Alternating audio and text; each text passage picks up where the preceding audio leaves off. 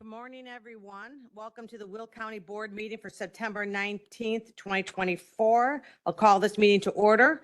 Board Member Berkowitz will lead us in the Pledge of Allegiance and introduce the clergy today.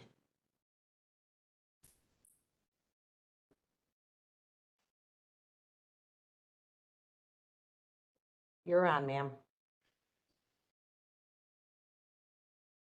Oh, you're going there. Okay.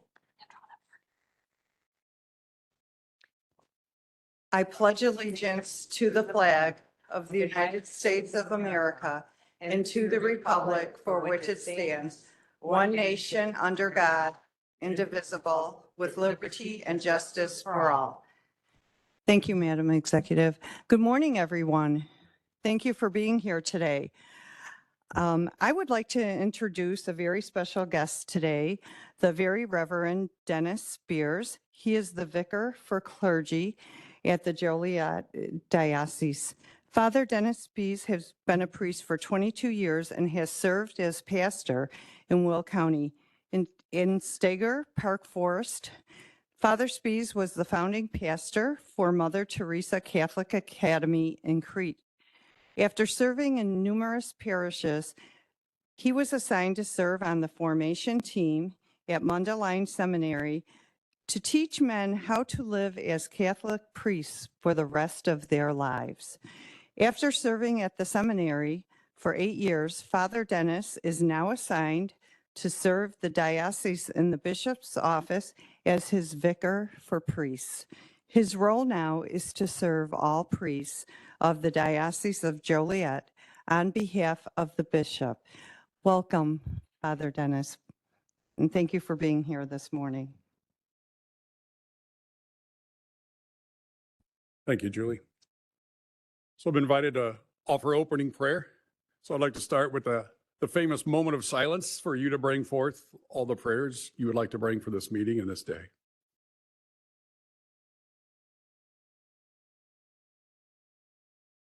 Almighty Father, we offer this time to you. We ask you to stir up in our hearts a love for your people that you have called us to serve. We ask for the virtues of servant leadership. We ask for the gifts of wisdom, knowledge, understanding, fortitude, courage, and leadership. We ask that the decisions made today may be yours, that they help those whom we lead, for the benefit of those who are involved, and for the health of the county and its people. May you receive praise, glory, and honor from all that we say and all that we do, that we may grow in love from you and for your people. We ask this for your glory, to the glory of God the Father, through Jesus Christ our Lord. Amen.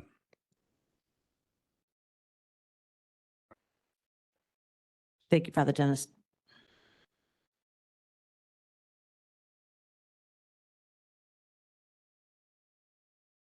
Clerk, can you please call the roll? Balich. Trainier. Dean Schlattman. Van Dyne. Pretzel. Butler. Newquist. Richmond. Parker. Williams. Diaz. Winfrey. Coleman. Logan. Freeman. Revis. Mitchell. Ortiz. Berkowitz. Mueller. Costa.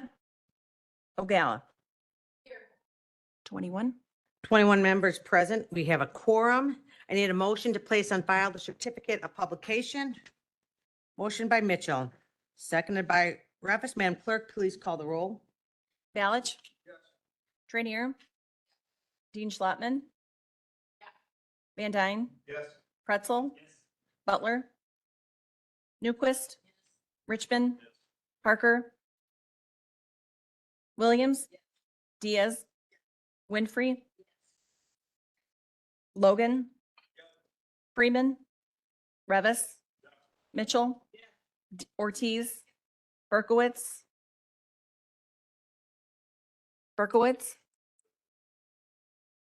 Mueller.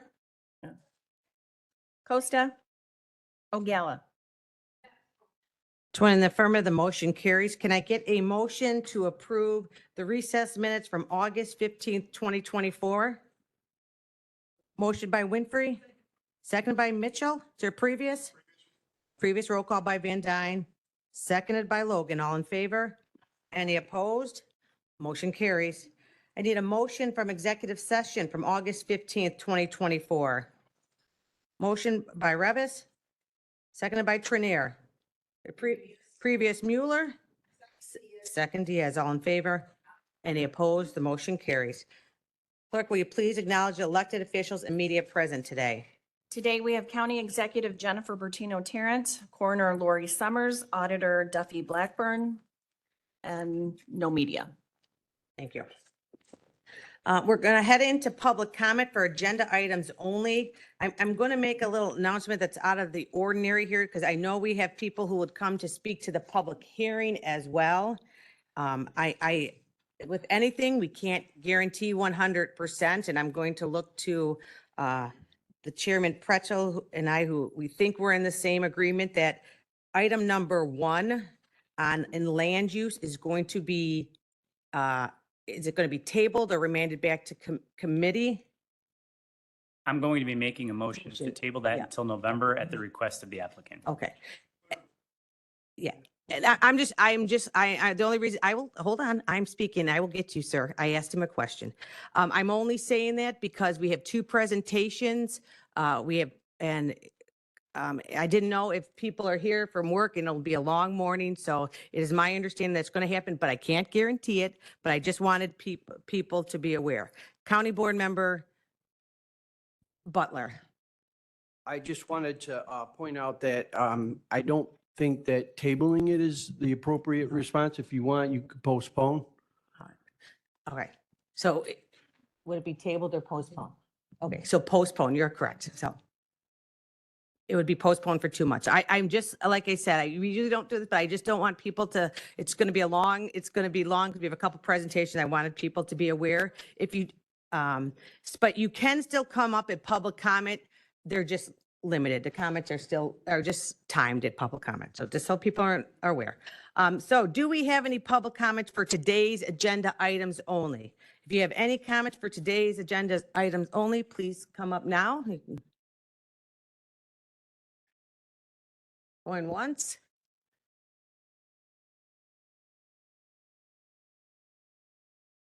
Well, like I said, you can also speak at the public hearing if you would rather. You could do, or you can do public comment now.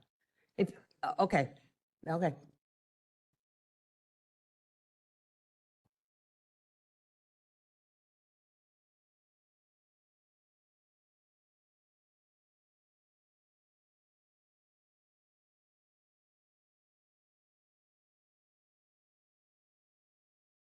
Okay.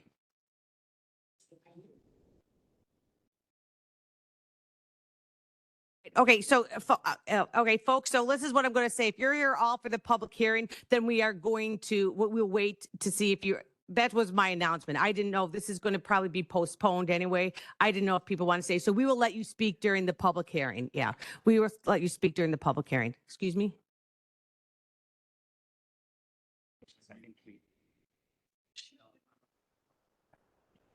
I'm sorry.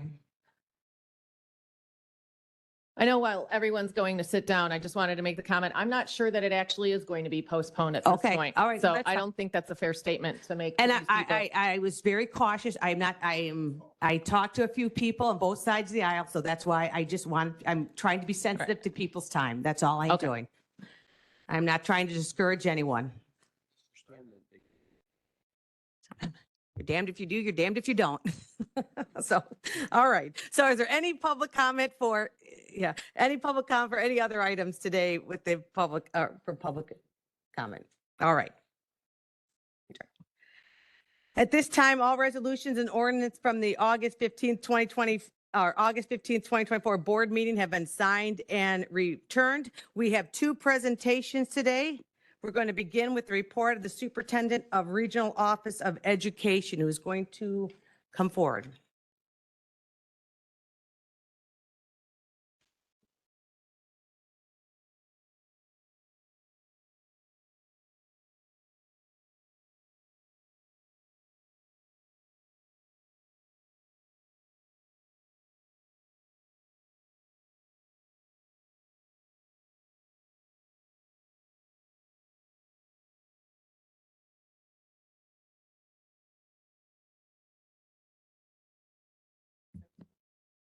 Good morning.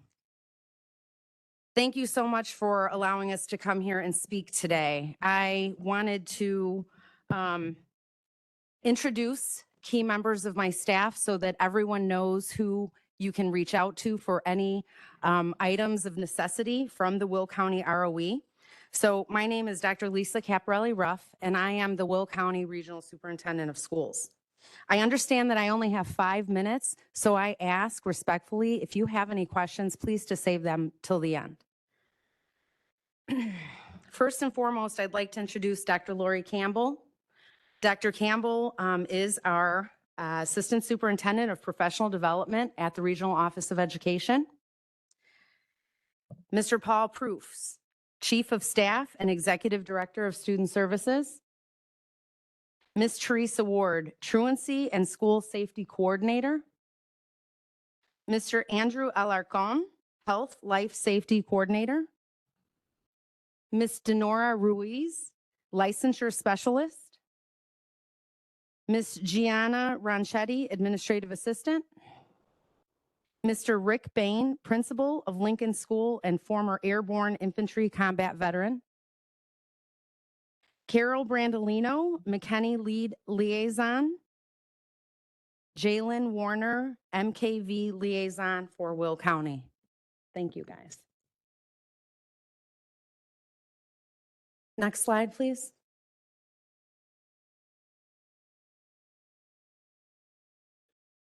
No problem. So on July 3rd, I was sworn in office.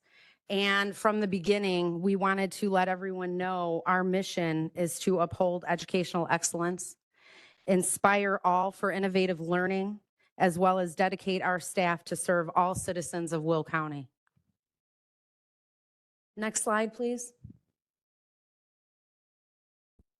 What you see here are our Will County priorities. And to me, there will never be anything as important than ensuring safe schools in Will County. Next, we are providing excellent professional development from our renamed PDA Center to the Education Innovation Service Center. We'd like to ensure that Lincoln, our safe school, is run properly. And lastly, all community outreach. We participate in all community outreach programs as it relates to students in Will County, including our most vulnerable population of students experiencing housing insecurity and homelessness. Will County graciously holds the grant for McKinney-Vento for all Area 1, which includes the counties of Grundy, Kendall, DuPage, Kane, Lake, McHenry, ISC 4 comprising of North, West, and South Cook counties, and of course, Will County. McKinney-Vento is intended to provide homeless students the same educational opportunities as every other student by removing as many barriers to learning as possible and to ensure them the access to the same free, appropriate public education, including public preschools as provided to other children and youth. Next slide, please. This is a photo of our first endeavor on ensuring that we have safe Will County schools. We did a joint partnership with DuPage County where we invited State's Attorney Glasgow and also had a number of speakers on everything as it relates to public school safety. We had just over 350 attendees. It has gotten so big, we now can't do this conference together with DuPage. We need to host it on our own, which gives me a great amount of satisfaction. So next slide, please. To ensure safe schools, we in Will County partnered with DuPage and both states' attorneys to host a Safe School Summit this past January.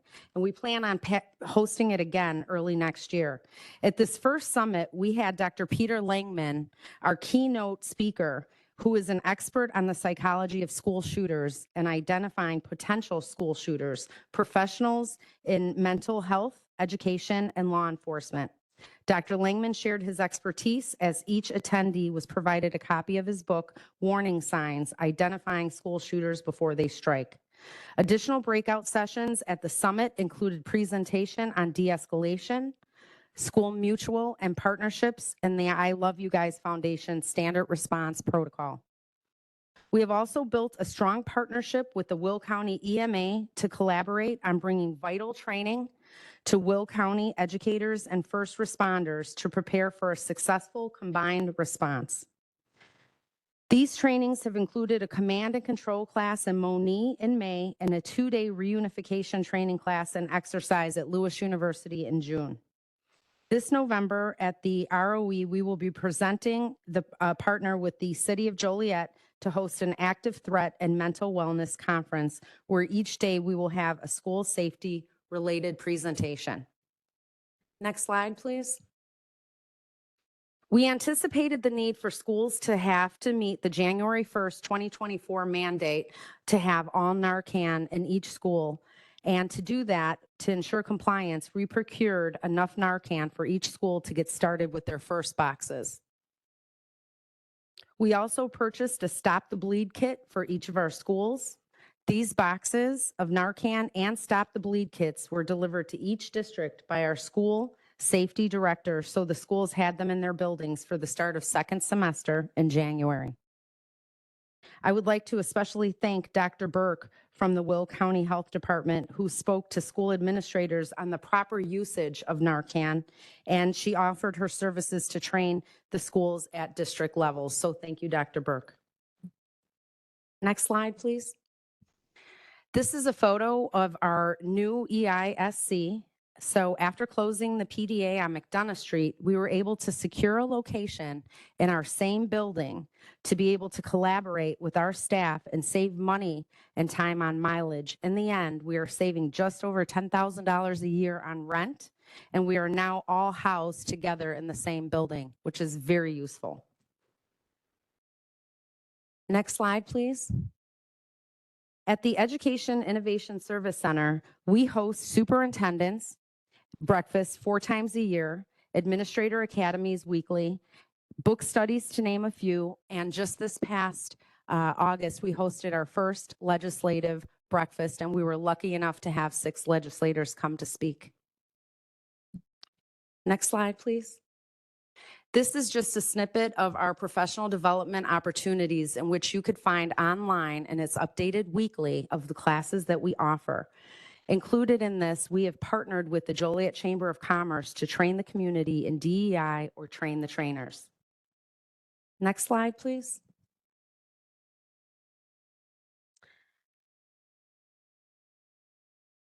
Next slide, please. I wanted to update everyone here and let you know that I'm proud to say Will County has 34 districts, 167 schools, and nearly 103,000 students throughout Will County. Next slide, please. Thank you. When I first went to Lincoln Regional Safe School and took a tour, I asked where the cafeteria was. The principal at the time said, "We don't feed the kids." That did not sit well with me, so we partnered with John Bays and built a state-of-the-art kitchen and space for the students to eat daily. Last year, Lincoln RSSP housed 137 students. 104 of those students are considered free and reduced lunch. From the first day of school, every student has been fed daily. Additionally, we work with a food pantry to ensure that students who need additional food for family members are given it each and every week. Gianna is now passing around the thank you cards that the students took the time to write to us at the ROE.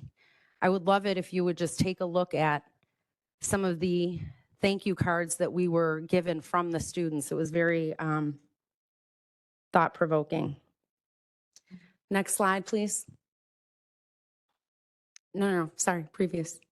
Thank you. This is a picture of the Lincoln ribbon cutting. And this photo that you see is a photo of the 2 students who spoke at how much Lincoln has helped them and how much they have grown. I'd like to explain Lincoln School.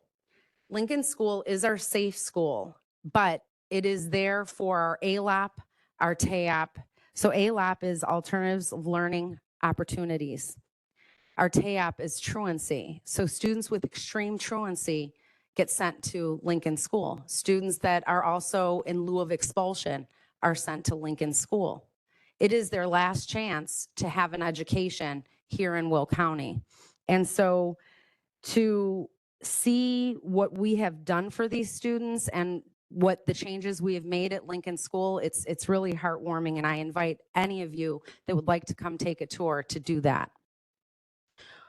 What I want people to understand about Lincoln School is that the students that come to us are not bad students. They're students that have made a mistake. And we're here to assist these students and shape behavior and/or attendance so that we can get them back to their home school. Thank you. I have some exciting news, and I'm so proud to share it with you. We applied for and won a competitive after-school grant in the amount of $75,000. This grant will allow students to receive tutoring, mentoring for college and career pathways, as well as music lessons. I'm very proud of that. I'm so excited to report that we didn't stop at building a state-of-the-art kitchen at Lincoln School. We moved on to partnering with Joliet Junior College to create a dual credit program in hand washing sanitation, Microsoft Suites, and financial literacy. Because we cannot allow our students to go to Wilco for any career technical education, we are also investigating what types of CTE we can bring to Lincoln School. Additionally, with the cannabis funds graciously given by this group, thank you, Dr. Natalie Coleman and Raquel Mitchell, for really helping with this. We have added security cameras throughout the building. We have added a bathroom on the second floor because you see, before this bathroom was completed, students would have to walk down 3 flights of stairs to use the restroom, which would interrupt class time, because every time they have to go to the bathroom, they have to go as a group because their negative behaviors, unfortunately, have gotten them to the school. So to interrupt that much time every day was just a nuisance. So we built a bathroom on the second floor. So now kids on the second floor are lucky enough to have a bathroom on their floor. Kids on the third floor just walk down 1 flight of stairs. We have in our goal and our plans to build a bathroom on every floor. Next slide, please. These are some of the photos of our community outreach that we've been blessed enough to participate in. The opening school days, the Men Who Cook event, some of the trunk or treat events at JJC, just to name a few. And I am very honored and happy that you guys gave me this time to speak to you all today. Are there any questions?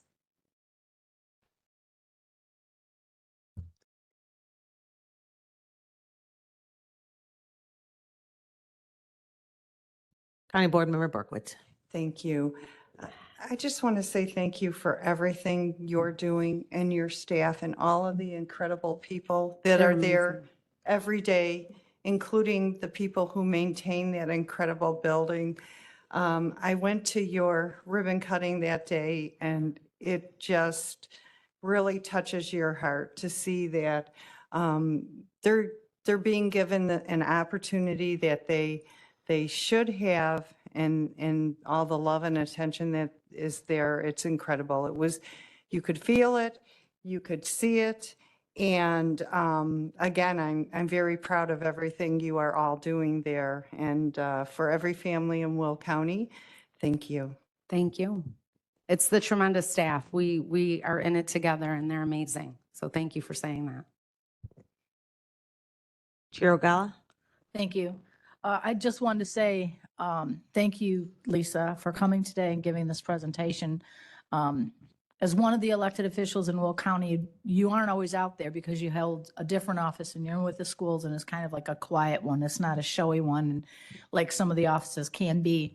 So I appreciate you coming. I appreciate the work that you've invested, especially in the Lincoln School, for those kids who really need to feel that they count, that they matter, that they're loved. And I think that you and your team have done that. I did attend the opening of the kitchen, which is fabulous. Thank you. And I think that's fabulous to have that. I hope that you'll come back every year and give us an update on what's going on in your office, because like I said, this is an office that people forget about. People hear about the sheriff and the clerk all the time, but they don't often hear about the ROE. So thank you for coming today. Thank you. And I invite all of you who would like to take a tour of either the office or the school, you're welcome at any time or a phone call away.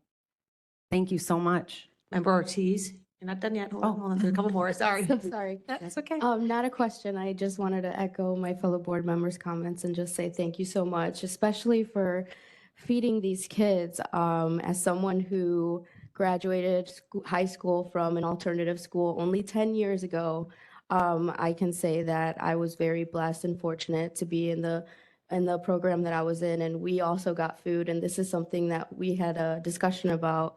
And to hear that, this was taken up, you took this seriously and you made a change, and this is really changing these kids' lives. Some of these letters are very heartwarming, and my board member was tearing up reading some of them because this, feeding these children, like you said, they're not bad kids. They could be sitting right here like just I am, 10 years from now. So thank you so much for, feeding them and giving them the essentials so that they can thrive in school. Really appreciate that. Thank you. And at the time that we wrote this, we were looking for advocates for helping the students really navigate and graduate and making sure we're monitoring that. And Dr. Campbell has really spearheaded that. And I've got to thank her tremendously because she has not only done that, she has also really been the pioneer with the dual credits with JJC, because we know some of these kids can drop out. And if we can at least get them some credits, some credits towards college, maybe that will give them the incentive to stay. And that's all I want to do is get them either back to their home school or get them some career technical training so that they are inspired to do good things. And that's all we all want. And I love that you guys all listened with a heart today, and just thank you for listening. And again, open invitation. Thank you for Thank being you. here.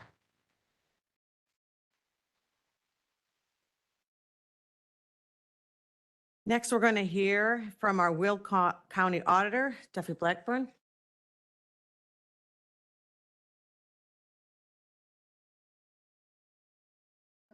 Good morning, Madam Executive, Madam Chair, and County Board. Thank you for having me here. I'm going to speak on the Will County Auditor's Office. It's it's a serious and mostly not a very exciting topic. And if this is the most exciting topic, then there's really, we got even more serious things to get to. So I'm going to go through this. Tim is going to help me go through the slides as quickly as possible. Now, first, I just want to let you know that the Auditor's Office is, we're going to go through why we're here, the purpose, the mission, the statute, our annual audit plan, the audit hotline website, and our services. And then what I would like to do, first, the Illinois County Auditor's Statute. So in a broad sense, the auditor is here to offer and support the quality of information that you receive. You as the governing board receive a lot of information from the departments, the divisions, the sub-departments, the revenue, the expenditures, the budgets, the inventories, the fixed assets. What the auditor and in general, audit offers support for the quality of information you receive. If you have questions on the information, that's what the auditor does. They offer some quality to that information. Okay. Also, I have a long presentation, but I would like to share my time with you with any questions you may have as well. So if there is discussion that you would like to bring up, I think I have my contact information. Can you go up real quick? Contact information. So any questions that we're not able to answer today, I would like to be able to answer or begin a discussion for your input. There is my, the website. There's the email, the telephone number, and all the information that I shared today is available on the website as well. Okay. Okay, we'll get through it. The statute. So I've actually listed the statute. It's 55 ILCS Division 3.1, Section 3 of the County Code. It has maintain a continuous internal audit. So the internal audit is as we prepare and as we plan is the internal audit. Keep up one, Tim. Yeah, go, no, up. Just stay there. Okay.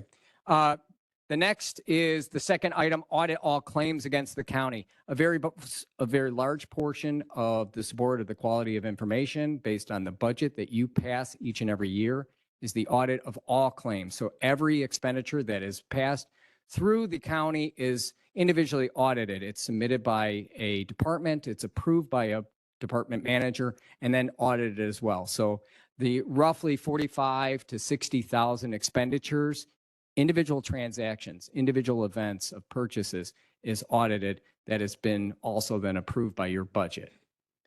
Next is the audit of receipts. We do have receipts in many of our offices. Some are cash receipts. The largest part of our receipt is large checks from the state, from the supplementary tax, the property tax, distribution, and so forth. But there are some offices that have smaller receipts. That's cash, check, and charge. We also then, as the statute says, it's the analyzing statistical and financial information. This part is often given to the departments for your ad hoc requests, often given to some county board members that I've offered to report on, and that's available as well. And lastly, a part of the statute, it does say that the auditor's office has access and access to all records, documents, and resources necessary for the discharge of this responsibility. And last but not least, you have to have certified continuing professional education in the office as well. My staff here are certified government auditing professionals. I have my deputy, Kathy Pleasant, claims auditor, Pat Benson. I know Dr. Lisa, you had everybody come up. I'm not going to bring them up. We have Gloria Martinez as well, an internal auditor, and then a separate internal auditor. They have long experience and degrees in accounting and such. I'm just going to keep on going. Again, it's for the protection of the value, the enhancement of the value of the county government for the taxpayers, and decision-making and credibility information. There is some information that we review. If you can go next one, Tim. Thank you. There are findings for occupational fraud from a report that is offered from one of my certifications, the Certified Fraud Examiner. This is the Association of Certified Fraud Examiners. They report every year. It's called the Report to Nations, based on global surveys of fraud.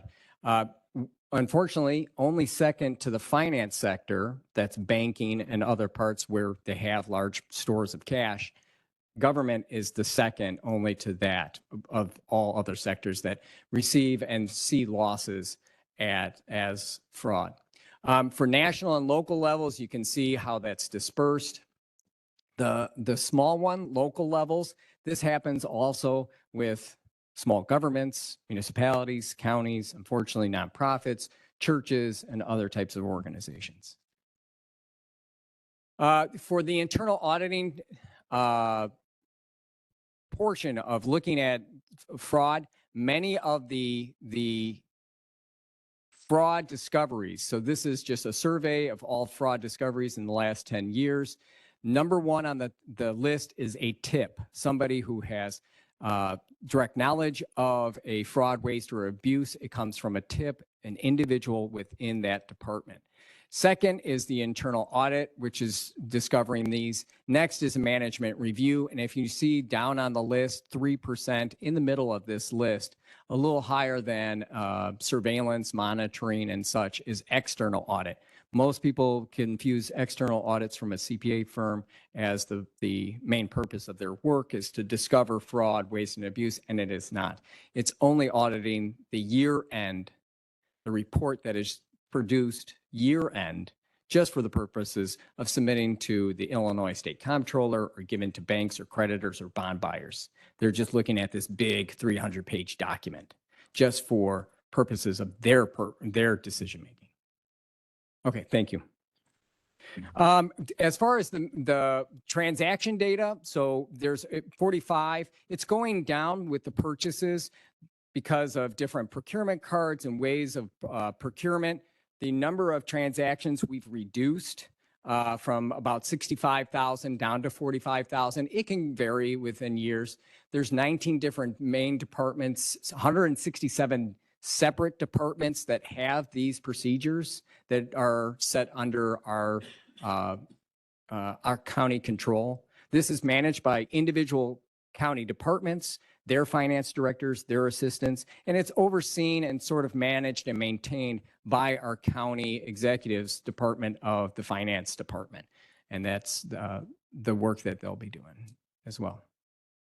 There's 20,000 different revenue transactions, 95 separate bank accounts, and then within the ERP system, this is the major enterprise system. This is everything that is connected within the same budget that is under one entity, which is the county government within its divisions and agents. There are 190 separate users of that accounting information system, which sometimes within like finance lexicon, we call it the ERP.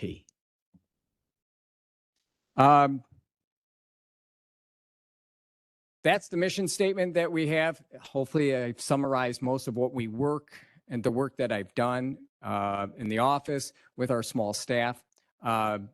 Since 2008, since I was here in 2009, we've actually maintained a very small staff.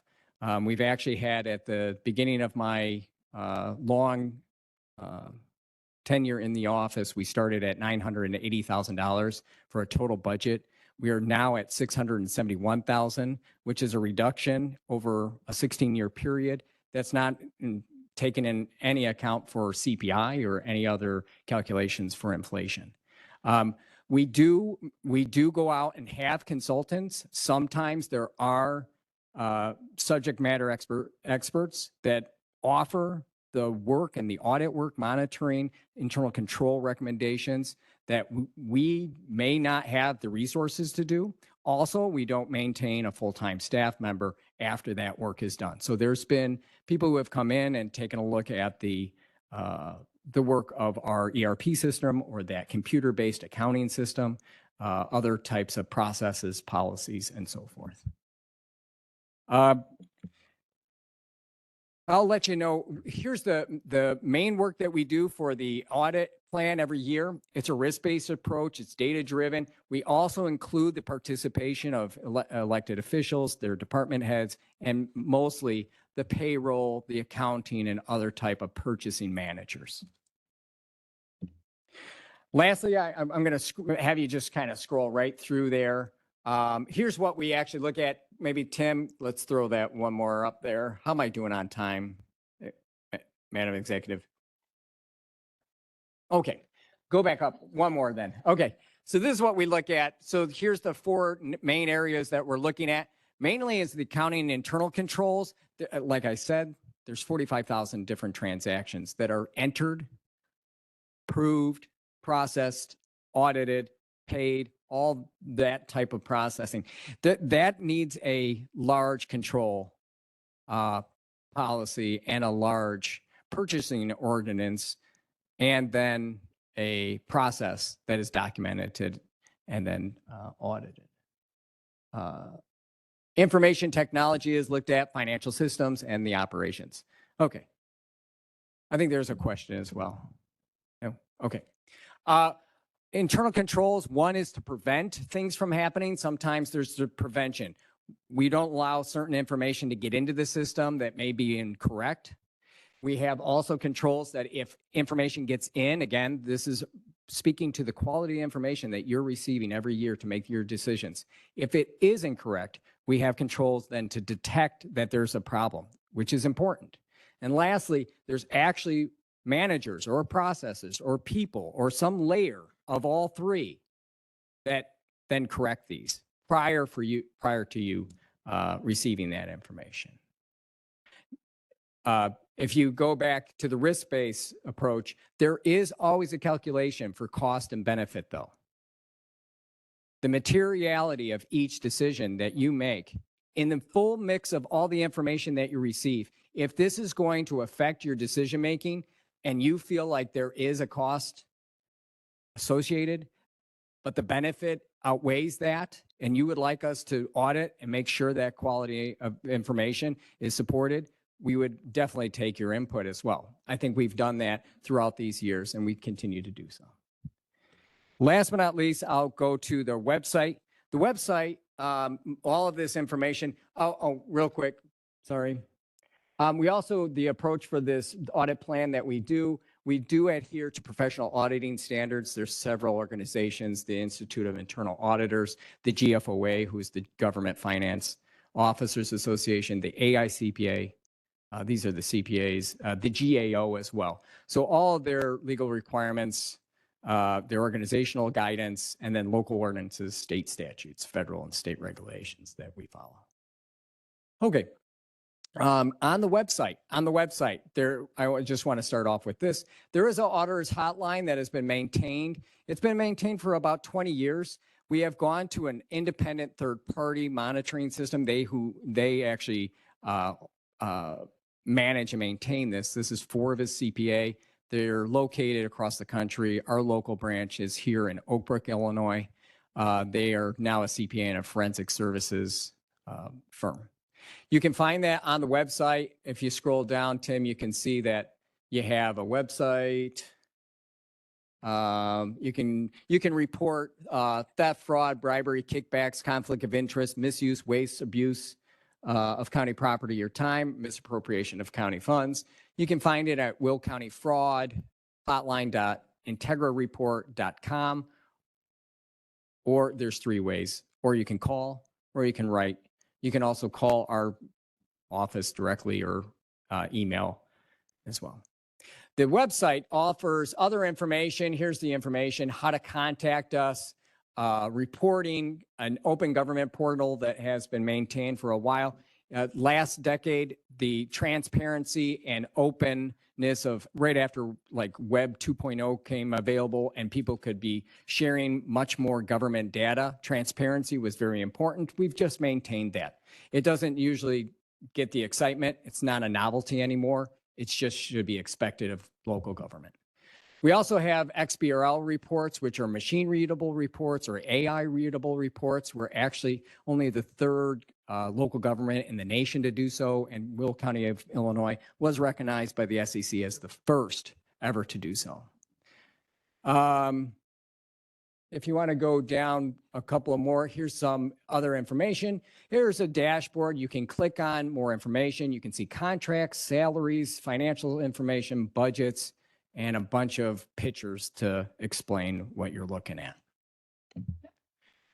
Again, I'll share you my contact information, and I promised I would share my time with any questions as well. I want to, if you don't have any as well, I just want to say thank you for allowing me here. Yes.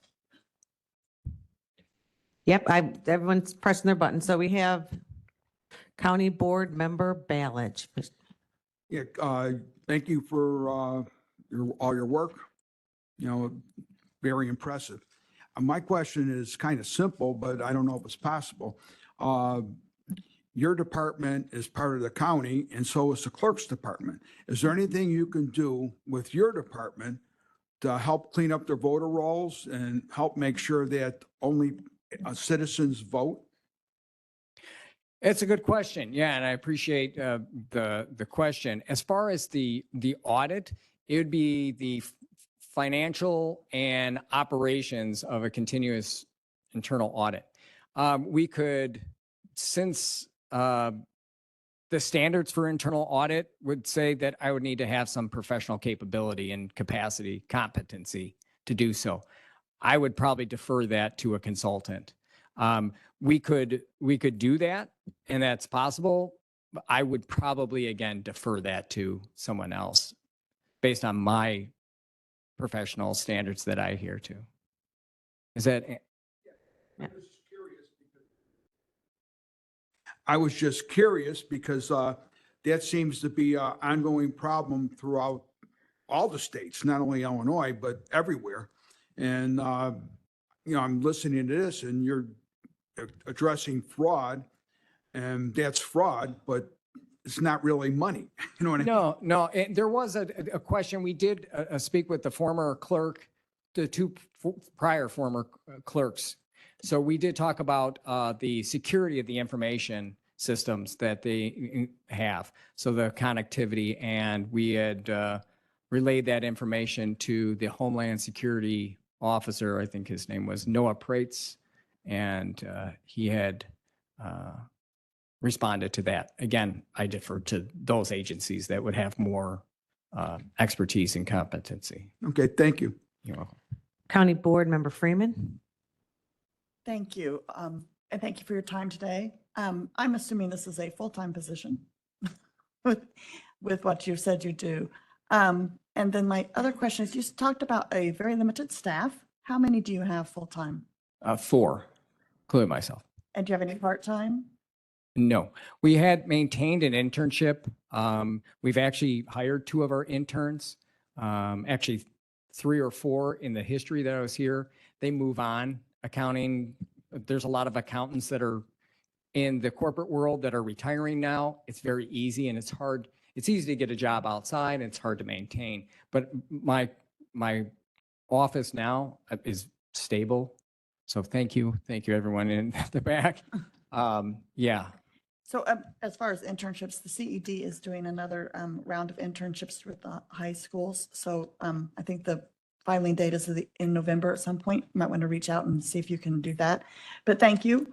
I know that there was talk, I think it was during ordinance committee, about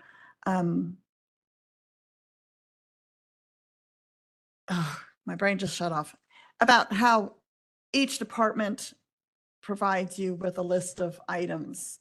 I know as an educator, I got a list. We had to go through and say, this is how many chairs we had. What would that do to your department if that were something that we had to do for items under the, what is it, $5,000 limit? Yeah. Yeah, the question was about assets, inventory, and items that are purchased. Yeah, so under the purchasing ordinance, there are certain levels that you will be having bids, and then there's also a certain threshold that we maintain an asset inventory. Now, we have gone and made, it's on the departments. We've asked them to maintain and produce small asset inventories for particular items. Again, there's always a calculation of cost benefit. For them to maintain how many, let's say, for instance, our Sunny Hill retirement home, they maintain a inventory of paper towels and toilet paper. They get it by the caseload. They either get 30 cases at a time and such. I don't think that would be probably a good use of our resources to ask them what those perishable or those maybe within 1 year, maybe that would be a guiding post of within 1 year if it's used up, if we're going to audit their inventory. However, for power tools and other types of tools that are normally inherently more risky for fraud, waste, and abuse, those are maintained by the management. Yeah.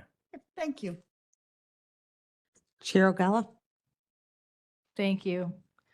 So Duffy Blackburn is another one of our elected officials that nobody hears about because it's not a flashy position, being the auditor. I work with Duffy very closely when we did look at the ERP system, and that was a lot of effort, and he brought a lot of good information forward. And it's interesting that we have a presentation today from 2 of our elected officials that have done first-time thing. Lisa Caporelli Ruff, the ROE, was first time to feed students at Lincoln School, and you, Duffy Blackburn, the auditor, first time to being recognized for doing reports that can be read by machines and stuff like that in AI. That's really great to hear that we do have great forward-thinking elected officials here in Will County, and 2 that we really don't see much or hear a lot about. So thank you, and thank you for coming to give us a presentation today. County Board Member Revis. Thank you. I just wanted to say thank you to Auditor Blackburn. He is always available. Anytime I go into the office, he gives me more time than I can ever expect, and I appreciate that very much. But that being said, I want to try and just maybe bring it home to like how we as board members can benefit from everything you've got going. And I know that you said you monitor all the 45,000 expenditure receipts that we take on as a county. You know, we're an $800 million plus business when you look at it. But, you know, obviously we're a government, but that being said, I'm wondering, you know, how to create solutions for our property tax problem in the county. And, you know, the property taxes are so high because of government spending. And would something like a purchasing freeze, has that ever happened at the county? And would that make your job easier? You know, just your thoughts on that, if you had any in general? Well, I think that would be, it's a good question on how to monitor the spending. Now, the effectiveness, efficiency, the economics of each expenditure, we are able to relay that information, but under other state statutes, auditor general guidance, attorney general guidance, we're not able to like stop payments unless they are in times of unlawful, inappropriate, unallowable costs. As far as like a government countywide purchasing that would freeze. be very difficult. Okay. But there are tools within purchasing ordinances. And again, not only do we offer the quality, we can also offer some insight on what other governments do to take a look at their purchasing ordinance to put on controls. So is there another box or additional step in or manual task or a task that you would want your purchasing person to do to make sure that the effectiveness, economic, and efficiency of their purchases are being adhered to? Now, 45,000 purchases is very difficult to pinpoint one, if not many. But if you can do it in again, prior to the, like we could try to deter people, prevent people prior to that. To detect it would be different. Sure. We could also set up some sort of monitoring of certain classes or categories of commodities that we purchase, like the perishables and such. And most of our minor assets, these tools are showing up under commodities as well. Understood. I just want to try and, you know, rein in spending here at the county, give people some property tax relief. And I appreciate your response and everything you do for us. I appreciate your effort there. Thank you. Yeah, thank you again. I want to say thank you to Chair Ogala, who had asked me to come in and speak to you all. And I appreciate, like Mark had said, as Commissioner or Carbon County Board Member Revis had said, please feel free with the work that I've done within our audit plan every year. We do budget for ad hoc audits and monitoring and reports that we can offer you. And if we can help, we would love to do so. So thank you, everyone. Thank you. All right. Two great presentations today. Appreciate you both being here. Moving on to new business, we are going to move on to Chair Pretzel to Thank you, open the Madam land use and Executive. development. Yeah, before I make my motion to open public hearing this morning, I'd like to ask the state's attorney's office, am I able to move I'm going to make a motion next to postpone the first case on the agenda, which is zoning case ZC 24025. Can we have the motion to table that till November before we open public hearing? You would have to make a motion to amend the order of the agenda to move that item up prior to the public hearing. I'm going to go ahead and make that motion. I mean, the reason is, just so everybody knows, I mean, this is many of the people here today are here to comment on that zoning case. So if we table it, it would all be for nothing. They'll be back here in 2 months. If not, then they still will have the opportunity to make their comments. So we have a motion and a second. We're making a motion to change the agenda to go to item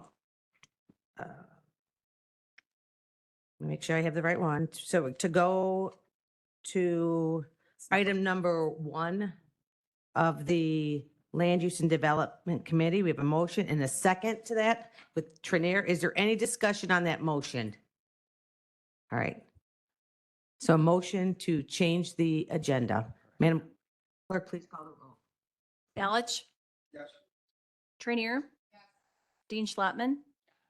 Van Dyne? Yes. Pretzel? Yes. Butler? Newquist? Richmond? Parker? Williams? Diaz? Winfrey? Logan? Freeman? Revis? Mitchell? Ortiz? Berkowitz? Mueller? Costa? O'Gala? 20. 20 in the affirmative. We are going to now move. Yes, we're going to go back to County Board Member Pretzel, Chair Pretzel. Thank you again. So first on the agenda is ordinance amending the Will County, Illinois zoning ordinance as amended for zoning case ZC 24025. This is the north and south boundary of Will County, of County Line Road, and along both sides of Old Hughes Road, County Board District Number 1. At the request of the applicant, I'm going to make a motion to postpone this case until the November meeting. There's a motion by Pretzel, seconded by Trinier. Is there any discussion? We have some, hold on a second. County Board Member Van Dyne, do you have a comment on this, the motion? I do, thank you. With the request of the applicant and also land use last week, there was a packet dropped off to us, county board members that were on that committee with approximately 350 signatures. I understand there could possibly be up to 600 now. With those two items there, I definitely would like some more time for review and give the constituents more opportunity to make their comments to the board members and also the request of the applicant. So I would be in favor of postponing until November. Thank you. Member Dean Schlottman. So after speaking to many of those residents and getting the petition, like again at land use with 350 plus signatures, and now again, members of the community have gone out and collected more signatures, and they have sat through that long land use meeting, and they are here again today. And now we want to postpone it. So during the Christmas season, they have to come in again. That is not what I have had the conversation with the residents who are here, residents I've talked to on the phone want. And we listened to a, 2-hour plus presentation from the applicant, and I feel that that's not going to change how the residents feel, anything more that the applicant's going to do, or how the board members will probably tend to vote. So I will not be supporting postponing. All right, thank you. County Board Member Revis. I just want to say, we've seen this story happen quite a bit, county board members, over our past few months on the board together. We have these hot issues. We say we're going to push them back for a meeting or two. Nobody's minds change, and all we do is draw out our processes and take away debate time from other real issues that we should be spending on the county. So we have a busy couple months ahead with the budget. We have serious conversations on how we can save the taxpayer money to be had. I don't think it makes sense to run counter to what the people are making clear to us with their 600 signatures or more. So I'm with Katie. I think we should not postpone this. Let's do the business in front of us today. So in the future, we can give more time to matters like reducing taxes, giving people relief from inflation, and all that. So I will not be voting to postpone. Thank you. County Board Member Trinier. Thank you, Madam Executive. I too am in favor of postponing as a person who's been in front of a planning and zoning board herself. I do understand that hearing the concerns of either the board or the constituents involved sometimes makes a change in how your plan is going to go forward. The applicant has requested time. We've always allowed an applicant to go back, make changes to their plan. It may not change anything from the way the residents feel today, but they should have the right to at least address the concerns and try to mitigate any concerns that are coming up. And if we cut off their right, that just doesn't seem very legitimate to me. I do understand we have other business. We were elected to do the business of the county, and we need to make the appropriate time to be able to do that. Thank you. Thank you. Chair Gallo. Thank you. I sat in the Land Use Committee meeting and I heard from all the people who came, and I understand how important this is for them to hear their concerns. And one of the things that they had questions about was, well, what about our ground, the soil? What about that? What about our groundwater? And this, I can tell you, of all the solar facilities that have come and asked to be built here in Will County, that issue has never come up before. And it's probably because we've never had such a large parcel to be considered for a solar facility. We don't have it in our ordinance or anything like that. And I know that the company would like to look at how they could address that. So they haven't had time since last week to determine how they could address looking at soil samples and also looking at groundwater and how they could do that to make it work. And I think we need to look at that because it's a consideration other people have said in other projects, but they've never really asked for it as strongly as this group has. So I think it's something we need to look at as a county to make sure that we can say to our residents that the solar facilities that have been built will not impact your soil or your groundwater because we've done some studies on it. So if this company is willing to do that, and we don't know if they are or not, they want to take time to look at that situation. If they are willing to do that, that's something for us to give them the time to do. If they're not willing to do that, if they go through the study and determine it's the wrong thing, then maybe us as a board will just say, well, then we don't want to have a huge 3,300 acre solar facility built in Will County if you aren't willing to do things to ensure that our residents will be safe. So that's my opinion on that. Thank you. Thank you. Going back to you, Chair. Yeah, I mean, I want to echo some of the comments that have already been made, but for the record, I voted no on this in committee, and if I'm voting on it again today, I'll be a no again. However, I don't feel like it's the county board's job to kill projects in their infancy. I mean, this applicant's been working on this for years. They've tons of time invested and a lot of money. There's new information that has surfaced. And I only think it's fair to give them the opportunity to go back to those people who have signed this petition and plead their case. And that may not change anything, but to Member Trinier's point, we've always offered this to an applicant that asks for more time. This isn't one of those situations where they hear the comments and they see things aren't going to go their way, so then they ask to table it. There's new information that has surfaced. It didn't go their way in committee, and they're just asking for more time. So I'm going to give them more time, and it'll come back to us in November. Member Mitchell? I just have one question. If we decide to table this, will the folks who are here today get a chance to speak on their case? Always. Oh, if they wanted today as well, yes, they could do it today. They can, Okay. yeah, absolutely. Mhm. Or they can come back, yeah. Sorry. Yeah, you're right. I just forgot. If it's postponed, then it's removed from the agenda. So they won't talk today on this. They could at the end. They could wait at the very end to talk during public comment again. Yeah. But, yeah. So.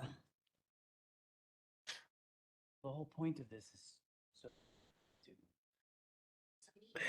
All right. I'm doing this because there are folks who took the time out of their day to speak. I understand. Is there any way that we could maybe ask the state's attorney if we could just move them up and just let them speak on behalf of the case? That's why we just moved No, I'm just talking about in the event that we postpone this, is there a way to, instead of having them speak way at the end of the meeting, that they can speak during this time on this case? The reason I So made, you need to understand that speaking during public comment has different legal implications than speaking at a public hearing. At a public hearing, the applicant has the right to confront those who may bring up issues.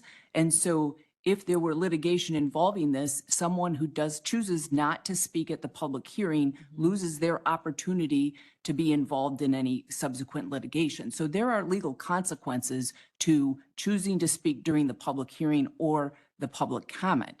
So if you postpone this, they would not be on the, have the opportunity to speak at this public hearing. If you postpone it now, you could choose to not postpone it at this moment in the agenda, have the public hearing, and then choose to postpone it after everyone has had the opportunity to have their, whatever they want to say at the public hearing. That is one way you can handle it.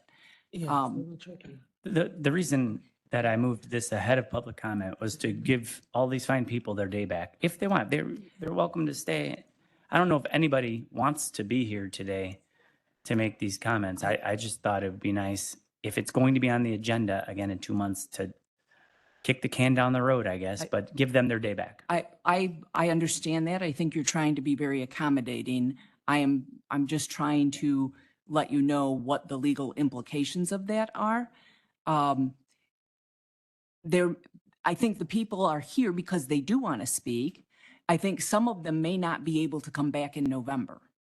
So my concern is that if they are not able to speak at the public hearing today, they may not get their opportunity to speak at all. Okay, let's vote. Not necessarily true, speak at all. That's, they could come. Yeah. Not in the sense that they Right. would have the opportunity at a public hearing. Right. They can speak at public. You understand what I'm saying? They would be inconvenienced as to having to come back and not be part of the record of the public hearing. County Board Member Butler. So I think that there was a lot of confusion on the way this was handled. And I'd like to make a motion to suspend rules to allow public comment to happen now at the end. And that would at least allow the people. I can just make a motion to open public Yeah, hearing. we're But the point was, are we tabling it or not? I think the Yeah. public wants to know if this is even going to be voted on today. That was the whole point on, should we vote first to table it or not? Let's see how it goes. Then the public would, but that does eliminate their opportunity to speak during public hearing. They would have to then wait till the end of the meeting to speak. So I get it. I mean, I'm the just- intent of changing the schedule was to allow them to talk. So No, it wasn't. No. It was so they could vote. It was for us to vote whether or not, to make the public aware whether we were going to table it or not. That was. the Public point. hearing Yeah. is literally the first thing on, it's the next thing on the agenda. But I thought it made sense to allow both the applicant and the public to know, are we voting on this today or not? That may make a difference on if the applicant's even going to come up here and give their 1 hour presentation and if the public wants to make all of their comments. So we have some comments or questions. We'll start with County Board Member Newquist. Thank you. Is it possible for us to vote no to not table, open the public hearing, and then after the public hearing, vote to reconsider the motion to table? Yes. All right. So I don't see any more. All right, County Board Member Mitchell. Okay. All right. Just trying so hard. All right. So as we all know, we're all trying to help the people who are here to say their piece. So this is what I'm asking us to do. In the event that we are tabling this or postponing it, whatever term you want to use, until November, in that event that happens, the folks who are here that's taking the time out of their day should still be allowed to speak and say their piece. So I'm asking that after it all ends, that we just vote to move the public comment up so that It's the first thing. excuse me, the public comment, because you can't, if it gets tabled, if this gets tabled, then they lose it's not going to be on the agenda. So they can't say anything about it. It's the end of that. And they have to wait till public comment to say something. So I was asking, if we can move public comment up so they don't have to wait till the end of the meeting to speak. Yeah, and so County Board Member Mitchell, when that was said, I think what State Attorney Tatro was saying was then it takes away it's a different form of record keeping. Yeah. No, we just want to hear, we just want them to have their piece. Okay. All right. Well, okay. Is there any other clarification? Right now, we do have a first and second on moving the agenda. County Board Member Freeman? Thank you. I think, and Mary, please help me if I am incorrect, but the problem is the public comment is only a 2 minutes and it doesn't get included in the decision-making policy of the hearing section. Where the public hearing section, they do not have the 2 minute or 3 minute limit and their statements are part of our decision-making abilities. Is that correct? Correct. So if we were to do something, we would need to wait to postpone it after public hearing. Correct. Thank you. I just wanted to clarify the difference between comment and hearing because I think there's some confusion. There is, yes. All right. So we have a motion and a second to move, wait, I forgot. Oh, I'm sorry. We are to postpone the vote. Clerk, please call the roll to November 21st. Balich.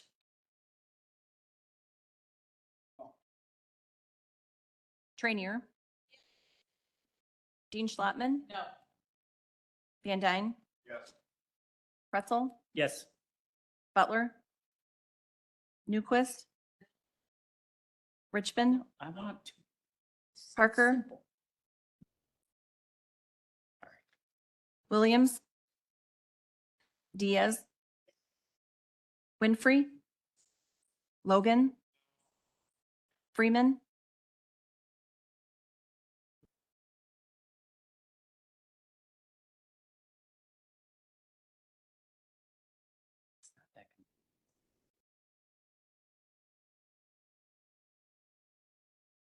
Revis.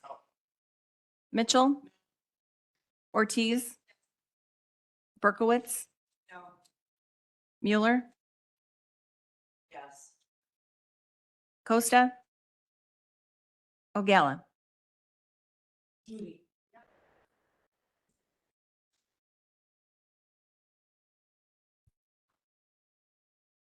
Sorry.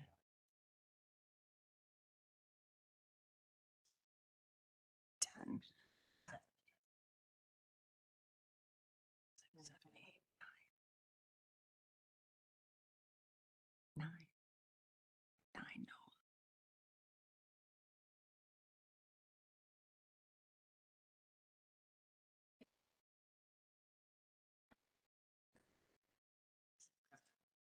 Ten in the negative.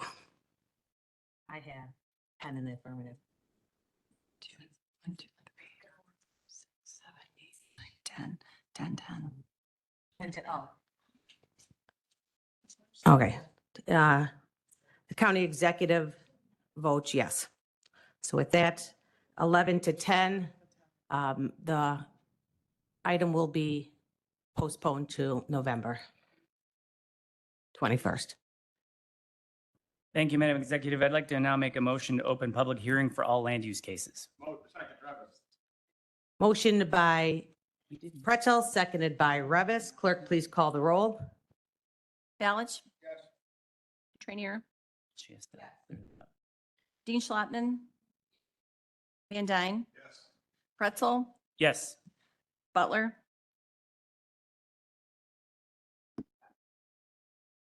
Newquist. Richmond. Parker. Open public. Williams. Diaz. Training. Winfrey. Logan. Freeman. Revis. Mitchell. Yes. Ortiz. Berkowitz. Yes. Mueller. Costa. Ogala.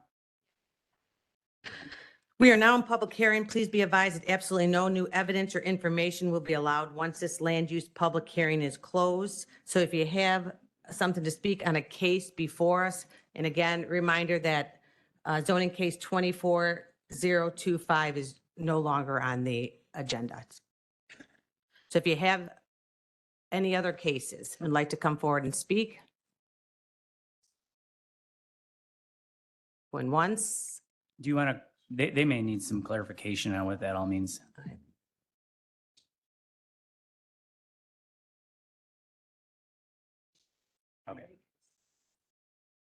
So any of the other cases, going once, twice? Do you have something? Okay, thank you.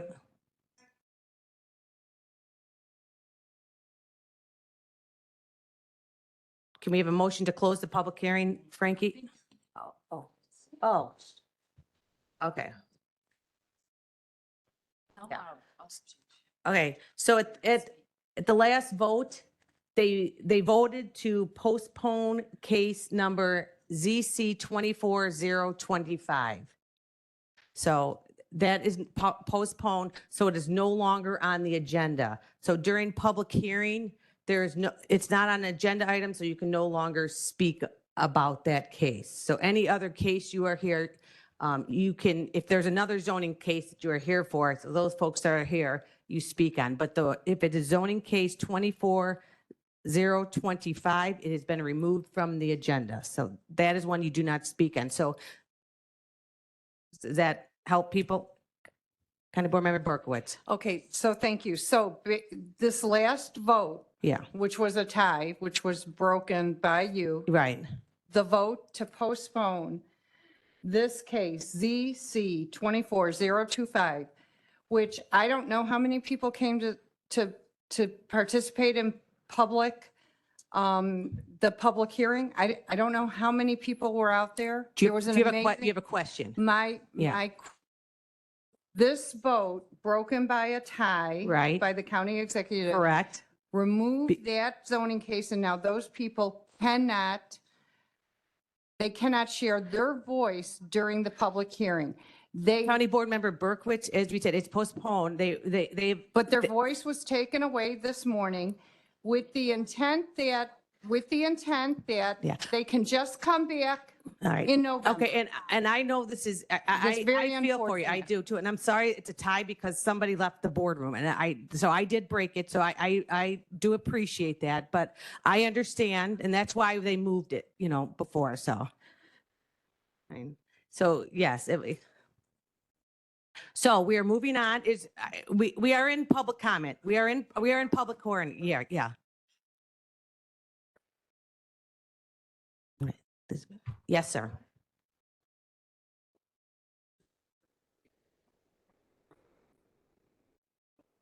Oh, sorry. Why isn't, you're on, I pressed you, didn't, there you go. Is there a method or a means for somebody to actually vote who just stepped out of the room? Like, is if someone voted? No.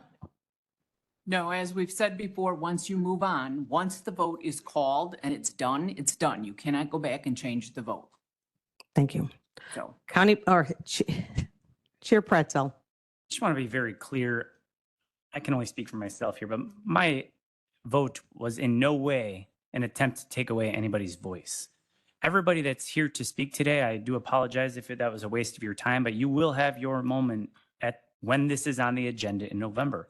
But between now and then, this applicant will more than likely be making some concessions, maybe make the project smaller, maybe promising things to your community. Maybe it won't make a difference. Maybe they're going to withdraw it altogether. I don't know. But this is very standard for an applicant to say, you know what, there's some new information. We need a little bit more time. That's all that this is. No one's trying to take away anybody's voice. You will absolutely get your chance to comment on this when it's back on the agenda. And I do apologize that means some of you are going to have to make another trip out here, possibly. But that's all that this was. There's no attempt here to take anybody's voice away. Sorry, ma'am. No, sorry. If you want to talk to one of the staff members, they can help you over here, or you can come over here too. They'll be able to answer your question. County Board Member Revis.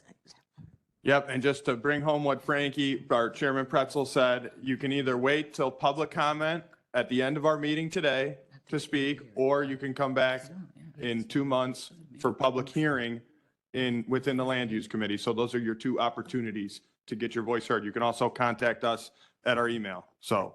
Thank you. All right. And County Board members and people, we know these are very tough situations here. You're dealing with landowners who are buyers and sellers here. So again, we have to, you're looking at a big picture. These aren't easy decisions to make. So I want to reiterate that. So we're moving on, we're in public hearing. Or you want to say? Well, one more comment. Yeah. So the reason that it doesn't make a ton of sense to allow public comment on this case that's now tabled is it may not come back to us in its same form. They may realize after talking to everyone that signed the petition, you know what, 3,300 acres is a lot. Maybe we're going to downsize the project. I don't know. I'm just saying it doesn't even make sense to comment on it at this point. Okay, you can proceed here. And please state your name and your zoning case.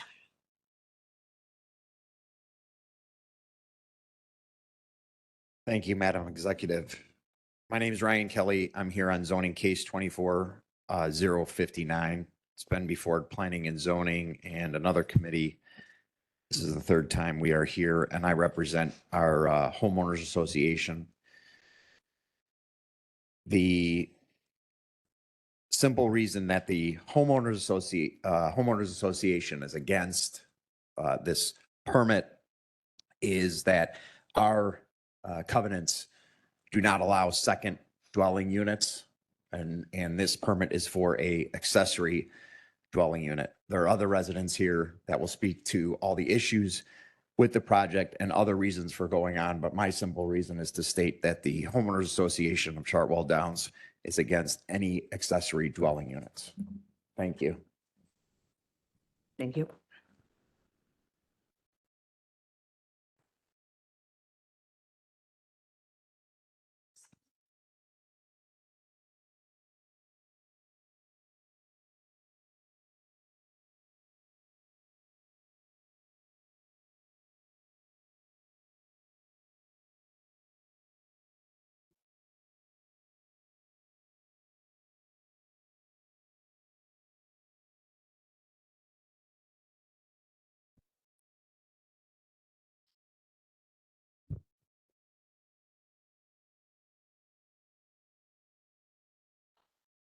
Good morning. My name is Bob Hennef.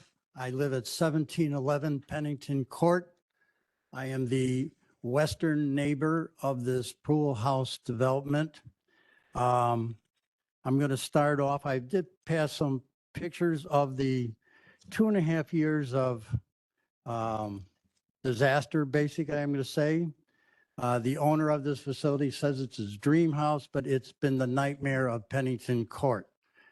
I have here 42 homes. 42 homes in the subdivision that people are living in. I have 54 residents that have signed to opposition of this. So every house has been accounted for plus. In the brochure I passed out picture-wise, okay, you can see on the very first one, picture of the trees being taken down on the lot. This is a wooded area. We moved here 29 years ago for the peace and quiet and the love of nature. We could have stayed in the city and had a disaster life, but we picked to come out to Will County. We used to be in Cook County. We're in Will County. And for 29 years, we've enjoyed our life. This individual came in 2.5 years ago, tore down all the trees down on his lot. Over 700 some trees wiped out in an 1.5 acre of lot. If you look at where the trees are laying, our property is the same level. There's no change here, okay? Our water would flow off the top of the hill. We have neighbors that are higher than us. Their water would flow down. The developer, Pat O'Donnell, when he put his streets in all the low-laying spots in the subdivision, he put a storm sewer. So nobody's water would collect on their property. This was all pre-established by him. He did a great job. For 27 years, we had no problem. All of a sudden, 2.5 years later, this individual comes in. He starts building. He digs a massive hole for this 13,577 square foot warehouse he's building, which the neighborhood calls. So as soon as that happened, if you see the next picture, I'm standing right next to the foundation. It's 6 feet over my property. Where's my water going to go? In my front yard. So, I called right away. I called the Will County Land Use, and they swung me over to an engineer. And I said, hey, there's a problem. They go, well, don't worry about it. We'll, if there's violations at the end, we'll address them then. Well, that's a little bit too late. Okay. So the next picture you see, here I am standing, well, I'm standing in front of the foundation, but the next one here, we've got a ruler that shows the top of his foundation at 6 feet above my land. We were the same height before. Every time it rains, guess where the water goes? So here we got a picture of July 12th. That's water. And you see right in the water, those are his tanks for his septic system. They're underwater. All that clay water, that comes down in my yard. It floods my yard. I could take a kayak and go across and get my mail and back. So here's the next picture here. You can see how high his property is. Everything is pitched all towards me. Now I've got a picture here. Here's a pipe in the ground. On the west side of my property, since I'm in the floodplain, the lot next to me is in the floodplain, okay? And all of our water from above and beyond all goes to the Hickory Creek. So I've got a pipe here because when I built my house, I put a walkout basement, and my northwest corner of my house has a downspout for the gutters. And it was coming down, and Pat O'Donnell, the contractor and the developer, he said, hey, what we'll do, simple, we'll just run a pipe off your gutters, run it right down to the west side of your property, but stay 10 feet away from your border. That way the ground has time enough to absorb what water comes out of there. So we did that, and you can see a little water there. So this was in September 6th, I took this picture. Now the next picture, that's my front yard, okay? I didn't put the boat out that day, I should have. So you can see it's within 3 feet of my step going into my house. You look to the far right and you can see where he's got a silk fence there, and it doesn't stop anything because water is going to go where it's going to go, to the lowest spot. So I get a letter from the Will County Land Use, a violation letter for my pipe putting water to the next lot. With the, my wife got one, I got one. So we're both being affected violators here. And in that letter, I didn't bring the whole thing, but it says basically, if we don't do anything, if I don't move 20 feet of my pipe, so I'll be 30 feet from the borderline, I could face up to $1,000 fine per day if I didn't move it. All right, so here I got a neighbor on the other side. I've called the county, I've called the health department. Nobody's done anything. So for 608 days, every time it rained, we got water. 26 storms we had of sufficient water, and I've got pictures of every one of them. All of a sudden, once we finally got I had to go out and get an attorney. They had to then petition the court that this guy put in a storm sewer. He didn't have to if he just left the land like it was, but no, he's on an ego trip that he wants the biggest, highest house in the neighborhood. So I took out 20 feet of pipe. Guess where my water still goes? Right to the lot to the west of me, down to the creek. Same place, no change.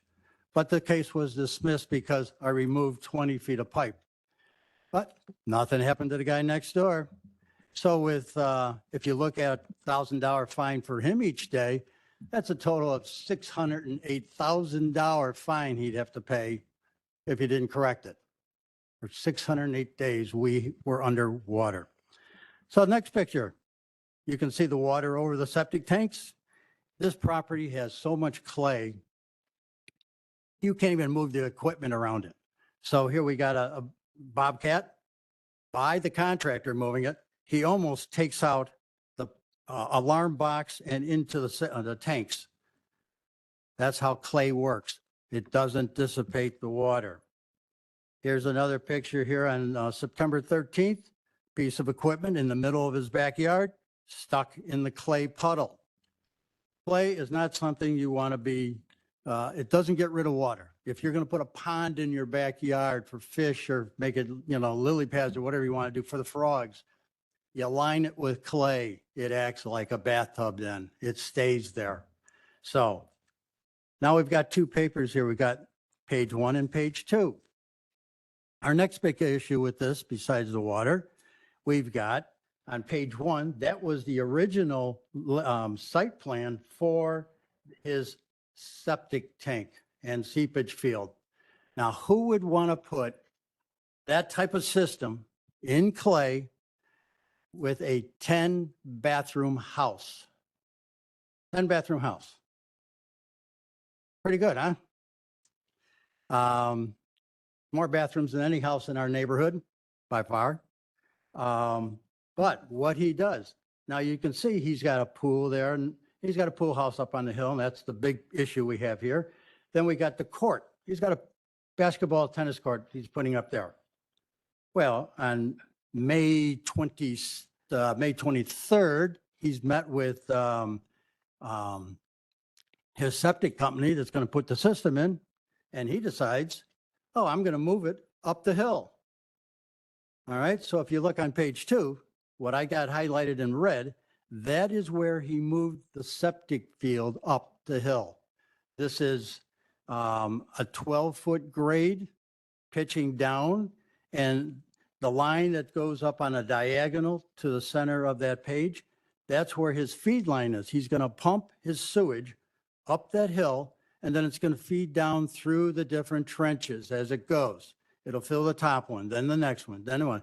And then when it gets down to the bottom one, and there's 14 trenches there, they then will enter that pipe that fed going uphill. That goes back into the waste tank again, and then makes it strip back up and down. Now, you got to remember, this is clay. Clay does not absorb water. You don't put a seepage field. And every expert we've had out there in drainage and in septic and in clay use all have said the same thing to me. This is a nightmare for an engineer. He should have never done it. And he did it without the health department's knowledge. He just did it himself. The health department comes out and they okay it. Why? That is beyond me, because everyone's told me it's going to fail. There's no problem, because clay is like a bathtub. It'll hold all this wastewater in all these trenches, and it's going to bust, they call it. They call it breaking out. So where's it going to go? Besides being 12 foot higher than our normal grade, it's all slanted towards my property. So I get the benefit of that waste. Okay? There's an easy solution. I asked them, I asked the health department, where's his alternate field? You got to have an alternate field or have area that you can put another field in if this fails. They said, well, he really doesn't have an alternate field. So I guess we'll have to put a mechanical cavitat system like everybody else in the subdivision has. We'll have to put that in. Well, why not have them put it in now, eliminate that? Because if you look at the picture up here where it's on the street, where it says septic, okay? That's where the hookup for his septic tank would have been if he had just done it that way. Yes, you can get a permit. You can go to the NPDES down in Springfield, because the county doesn't like to, they told me they don't want to issue it, but, under certain circumstances they can. But if you go down to Springfield and have those people look at it, they can get it to you. It usually takes 6 months. He's been building this house for 2.5 years. I don't think 6 months is going to make a big difference. And we're not looking at this place being done until the end of the year, if he's even lucky. Now, the picture here with the dirt piled up, that was very clever of the pool company that came in. They dug this big hole of clay, and this pool is 50 by 25, 10 feet deep at the deep end. They took all the dirt out and they piled on top of the seepage field that was already there. Well, if you put a seepage field in of any type, you don't drive heavy equipment over it. you don't pile stuff on it. So in the process of that, I called the health department. I said, you got to get out here and look at this mess. They came out and sure enough, the pipes feeding up the hill and also the chambers, they look like turtles, plastic half covers. They're put in these trenches so that the product can go in and go underneath it and have some room for it because it's going to be there for a while because that clay is not going to absorb it. It's not like doing it out in the middle of a cornfield or someplace like that where he should have bought, but he didn't. So we've got that problem. It's going to happen. We want to see that thing taken out and have a new habitat system put in, just like everybody else of all these residents we have already. Because if he gets away with this, there's 7 more lots that are not developed yet. They all pitch to a creek in some way. So you got that future going that we cannot stop that. So here we got a little picture. He removed all this dirt on the hill. All right. And all he did was take it and pile it up on the eastern neighbor side. So we've got all that clay up there. Normally, when you build anything, you're supposed to take it off the property and then bring dirt back in.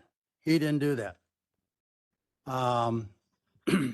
So now if you look on the April 8th picture, you can see no retaining wall. That's been there for 2.5 years. The clay is falling off it. The clay itself is basically, that hill was 23 feet high from down to the foundation up. He started this project back in October, November. And if it wasn't for Owen Neum's group, the business building people come out and saw, he starts putting the rebar in for a footing he had no permit for. So he's ready to build a house with no permit. Okay. Well, Owen caught him. And so this thing all winter long just kept on, you can just see all the dirt, all the clay. It's solid clay. You don't see any topsoil here. Okay. So, so that second picture, you can see where all the clay has fallen off. So we've got neighbors that live right there, right behind them. You can see their house right up there. They're wondering, is this going to be a mudslide someday? Is that whole cliff going to give in? And they're only like 35 feet away from the border on that. So he's created another problem for other neighbors besides us. So the next 2 pictures, again, it's just the erosion of all the clay falling into the holes. And then we get to the very last one. This is the one, September 13th, 2024. Here's a picture of his house, his swimming pool. Now, Aqua Pool is doing the pool. And look what they did. They put a nice orange safety fence around the pool so nobody will fall in and get hurt. You see anything on any of these pictures of any kind of safety fence anywhere around? You don't see a silk fence anywhere around. They're supposed to have one up from beginning of construction to the day the landscaping is done. Never did. This guy just does what he wants to do, and he'll try and get away with anything. Since he's been there, when he first started, he came out with this phrase, "Oh, we want to be a good neighbor." That's the last time we talked, because he has not been a good neighbor, and he has he thinks he runs the place. Like he can get away and do anything he wants. So that's how we live today, and my wife was up next, and she'll tell you all the legal stuff that we have in the subdivision. But I think that 56 residents said a lot, all signed. Nobody's in disagreement. Nobody wants to see a second pool, a pool house or any house built on a single family residence. Thank you. Sir, you going, but I'm getting it.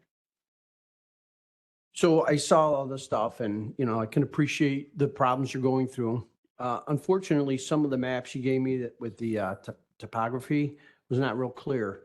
And I was just wondering if you had anything where I could actually see the numbers? And do you have any topography before the house was there so I can see the original lay of the land and the flow? Yes, well, I don't have it with you. I can provide it for you.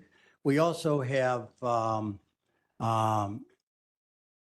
we had Jake Van Hefner, who is a land surveyor, come out, do a whole topographical of all the elevations out there.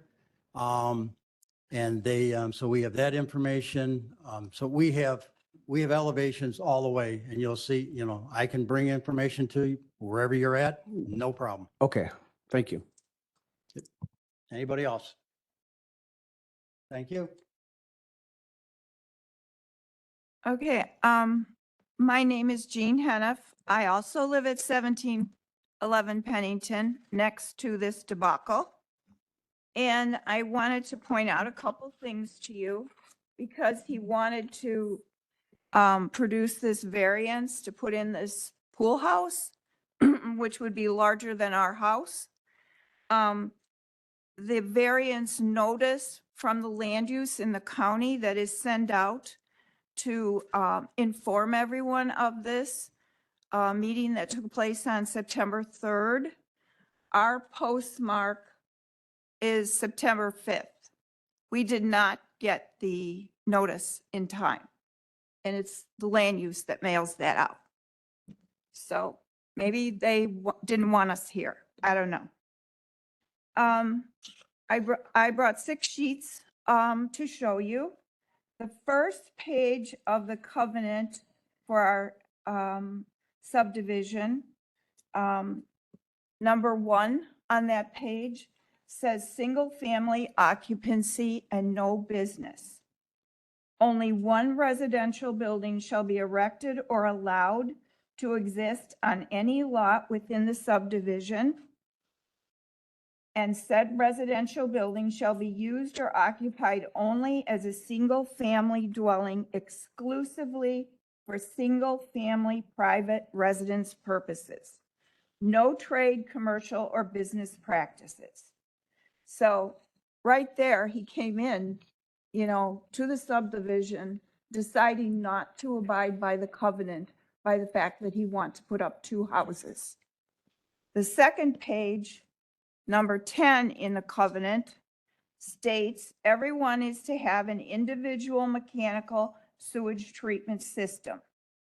Each residence in the subdivision is to be served by an individual mechanical sewage system, which shall be constructed and maintained in strict compliance with the requirements of the system's manufacturer and installer,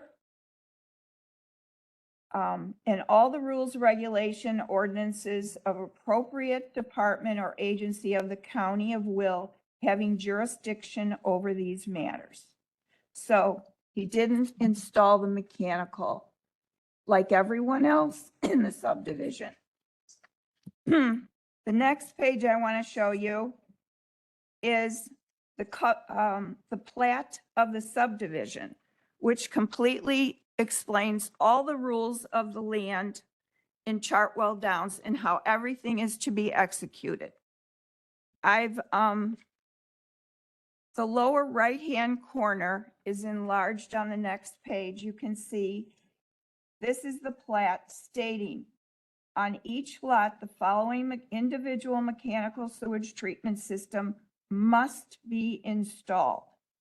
Then it explains all the manner of installation and where the effluent is to flow.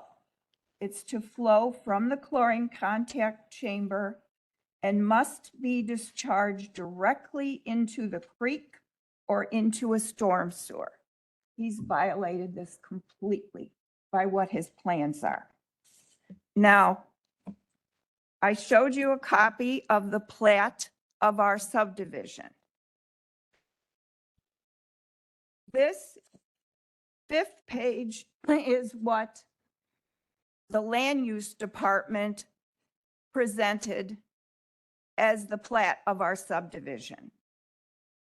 You'll see right there in number 2 on this sheet of this list, Lots shall have individual mechanical sewage treatment systems where required, but can have individual septic tanks and ground absorption seepage fields where allowed by the Will County Health Department.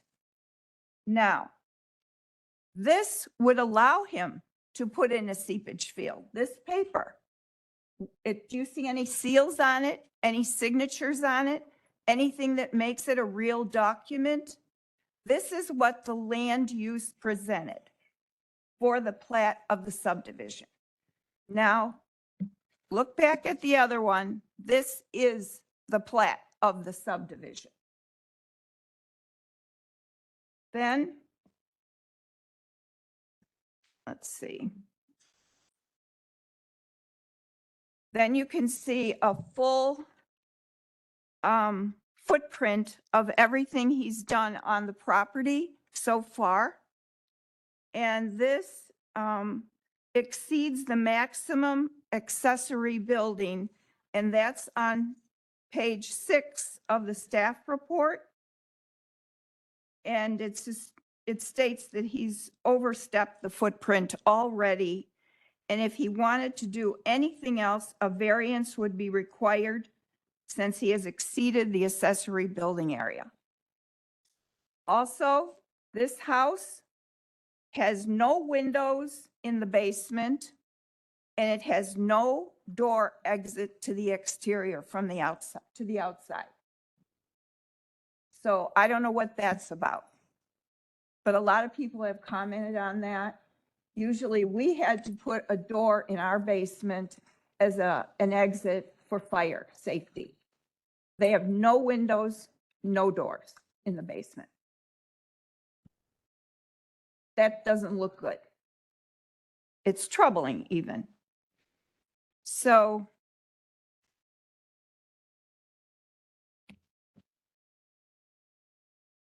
I feel like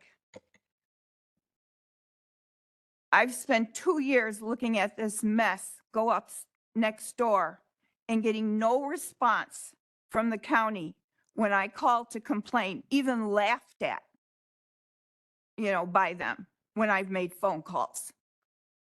Someone needs to get in line and get this building supervised in some way. The construction is awful.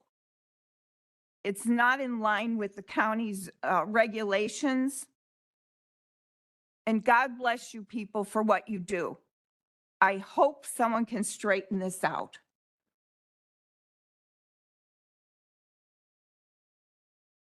That's all I have to say.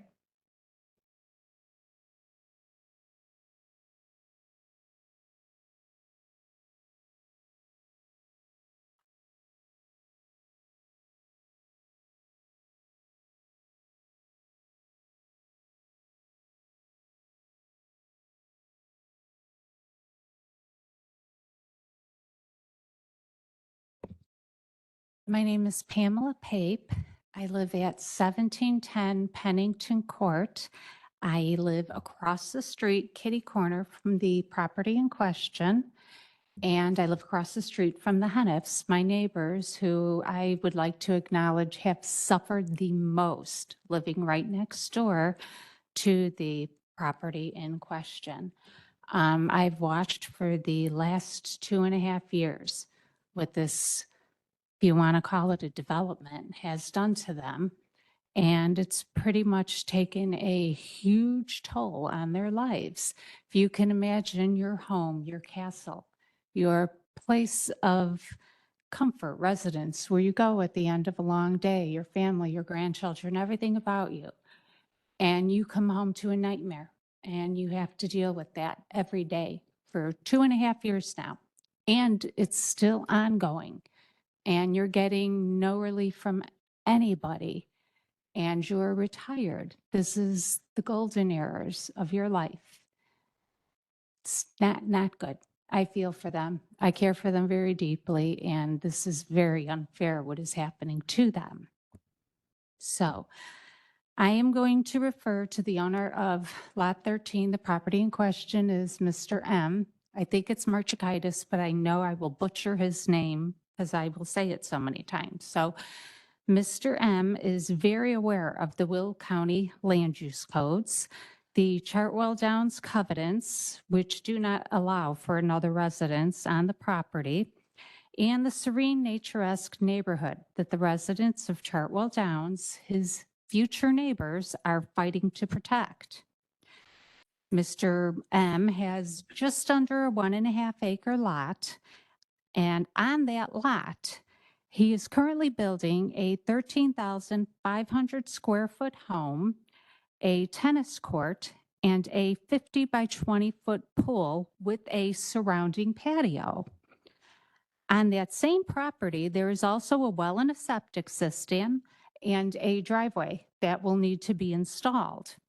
Notwithstanding county and utility easements where you simply cannot build. Mr. M has exceeded his accessory limit and his aesthetic limit at this point without even adding so much as a doghouse. This is simply because Lot 13 in Chartwell Downs is not quite 1.5 acres, and Mr. M's desires require about a 3 or a 4 acre lot. Simple math.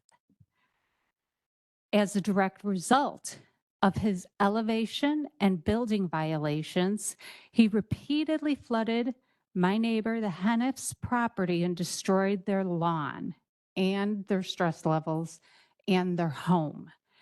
But this is not the story I'm telling today. I'm telling you how he knew that he did this and he didn't seem to care at all and took no steps to rectify the situation.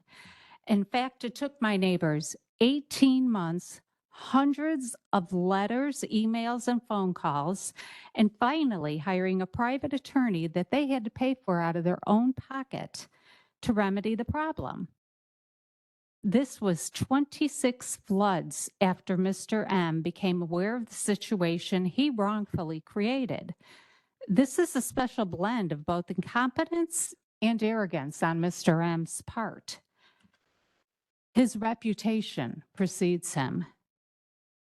This is why we have county commissions, neighborhood covenants, and public hearings to stop someone from trying to jam a square peg into a round hole. Consequences for those affected are disastrous. On September 3rd, at one of the hearings that you've had, his people stated that he is a prominent businessman and a family man just trying to build his dream home. Well, I don't know him personally or professionally. I can't tell you what kind of a businessman he is. I've never dealt with him. I can't tell you what kind of a family man he is. I have no knowledge of his personal life either. I can, however, tell you what kind of a neighbor he is. Again, his reputation precedes him. And I'm going to close on that and ask that you vote today no to any special use permit or any permits he might ask to add any more buildings to his lot. And I thank you for your time. Does anyone have any questions? Yes. Hold on. Commissioner Butler, then. So I just want to know, has anyone actually experienced any damages or? Damages? The Henneffs, absolutely. Okay. I mean, I have as far as, the building, I've had 4 flat tires between myself and my husband. We've had to hire, because they're building and constantly, all like mice and bugs and everything have like been going through the cul-de-sac. So everybody's had to hire bug control out there because they keep digging for 2.5 years. But yeah, definitely the Henneffs and flat tires, yeah. Anybody else? Member Any Berkowitz. questions? Yes, I do. Thank you for being here today. You mentioned a 13,500 square foot home. Yes. Are you referring to the accessory dwelling? Primary structure residence. Okay, so that's the primary residence. Yes. Now, in here, it says the accessory dwelling unit is 3,280 square feet. Yes, And that's, that would be what the is it pool in the house. pictures with the large glass walls? Okay. Yeah, that's the pool house they would like to build. Oh, that's what, so the pictures of the building that's under construction, That is not the pool house. That is the primary residence that they've actually been building for 2.5 years that they still haven't completed. Yeah, we're Okay. actually here Thank because they're trying to get the permission to build the pool house. That's what we're fighting to so stop. are they living in the primary residence? Nope, No. nope, So- they're so- just still building it. Okay. Thank you. Sure. Thank you. Nothing else? No, doesn't look like, thank you. Thank you. Anyone here for, oh, I'm sorry, do you have something? I just Okay. want, Okay, all right. Yep. Anyone else today? To make a motion to close public hearing? Motion by, Sorry, Dan. yes, I just wondering if I could ask a question of the land use department. sure. Well, can someone, go ahead and ask your question, and we'll see who would be the right, well, ask the question, they'll tell you who's the right person to come up. Okay, so I just wanted to know about the repeated violations. What's happened with those? Have there been tickets issued? Were there payments made? It's a 2.5-year project. Permit's only issued for a year. I'm just wondering if the permit was redone 3 times. What were the payments made for re-upping it? And then I have a comment as to how we possibly are not allowing our land use department to maybe enforce the plans that are agreed to. So I mean, you're addressing the violations, so those are separate. We're going to be voting on the variance. So you can have those answers. I would suggest we either make a separate meeting with the land use department. So It's important to me to know the answer to those questions before. we're not going to do it today, Mr. Butler. So Well, it's a why- separate issue because we're moving on, we're voting on the variance today. So a you lot can of have times them. when You can special have them. permits are issued, in order for them to be issued, the resident would have to make due on all violations. So I'm just asking, and why is now different? Because than we're voting on the variance and not the violation, so. No, but in order And to the get spec- Yeah. in order to get the variance approved, just like a special permit, why would we not find out if all those violations are at least paid for and up to date? And if their permit fees are up to date before we vote on a variation?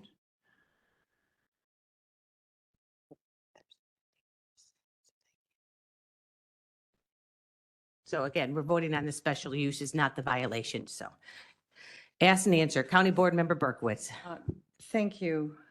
So they were issued a notice of violation from the Will County Health Department regarding the septic. It's pending.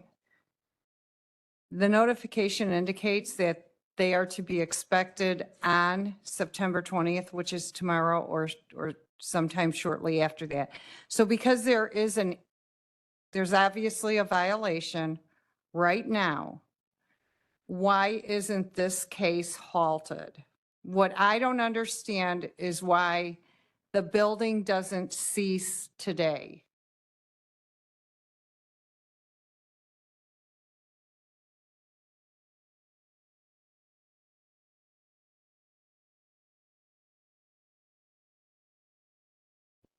I'd like an answer Hold from on, land let's- use. Hold on a second, please.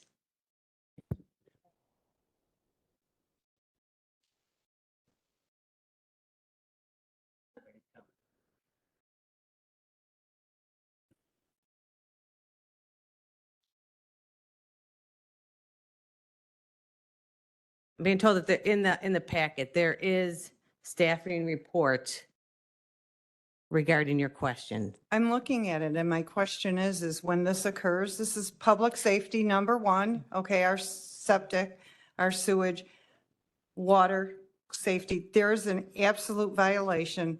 So I'm just wondering why we would not halt all development. Well, That's we're my not, we're question. not voting on all development right now. Right now, you're voting on the special, the pool It's a house. question for Yeah. land use. Yeah, it's It not a can- question for land use, it should be a question for health department. I don't know if anyone's here. Is anybody here Yeah. from the health department? Yeah. Hold on a second, guys. Hold on, please.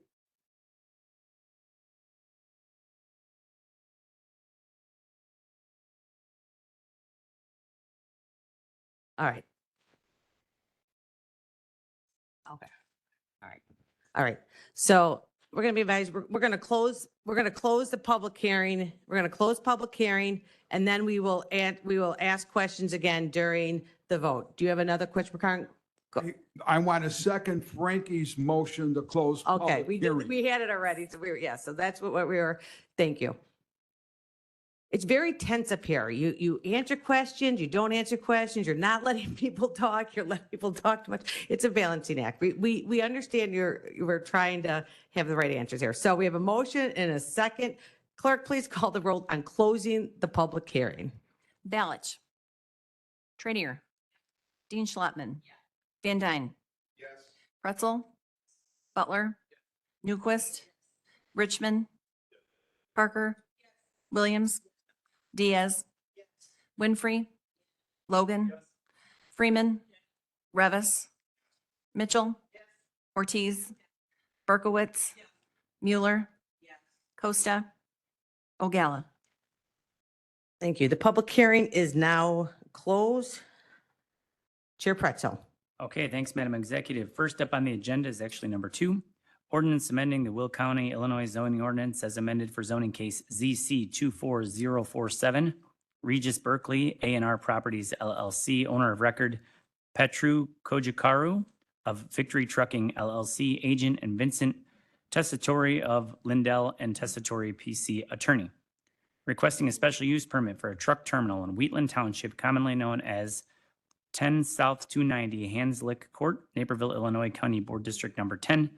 Land Use and Development voted 5-0 to approve the truck terminal with conditions, and PZC voted 7-0, also approving with 5 conditions, and I so move. Motion by Pretzel, seconded by Trinier. Previous roll call by, roll call. All right. Madam Clerk, please call the roll.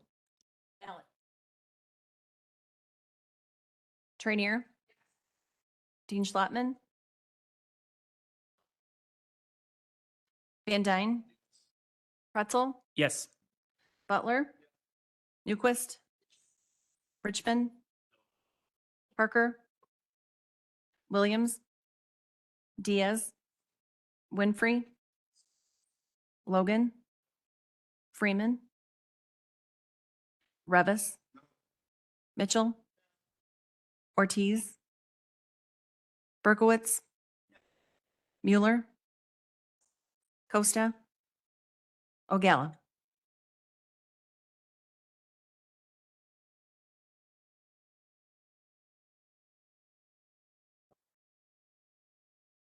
12 in the affirmative, the motion carries.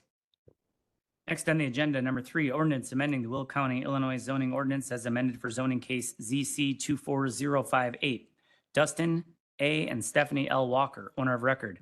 Alex Farkas of Southwestern Sun LLC, 22C Development LLC, agent, and Benjamin Jacoby of Polsonelli PC, attorney, requesting a special use permit for a commercial energy facility, commercial in Will Township, commonly known as vacant property on Southwestern Avenue, Beecher, Illinois, County Board District Number 2. Land Use and Development voted 4-1, approving a special use permit with conditions, and PZC voted 6-1, approving a special use permit for a commercial solar facility with 5 conditions, and I so move. Motion by Pretzel, seconded by Mueller. Is there any discussion on this? County Board Member Ogalla. Thank you. Unfortunately, Alex couldn't be here today. He has some family situation going on, so he's not able to be here. We have worked with him on other solar facilities that he's wanted to build in our county, and they have been fairly well. thoroughly done, investigated with the local area.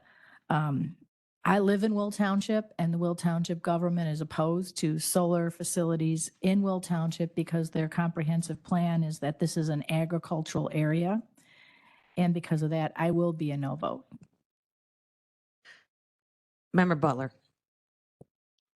So I just wanted to speak to my fellow board members and talk about Will County as an agricultural county. And, you know, they've predicted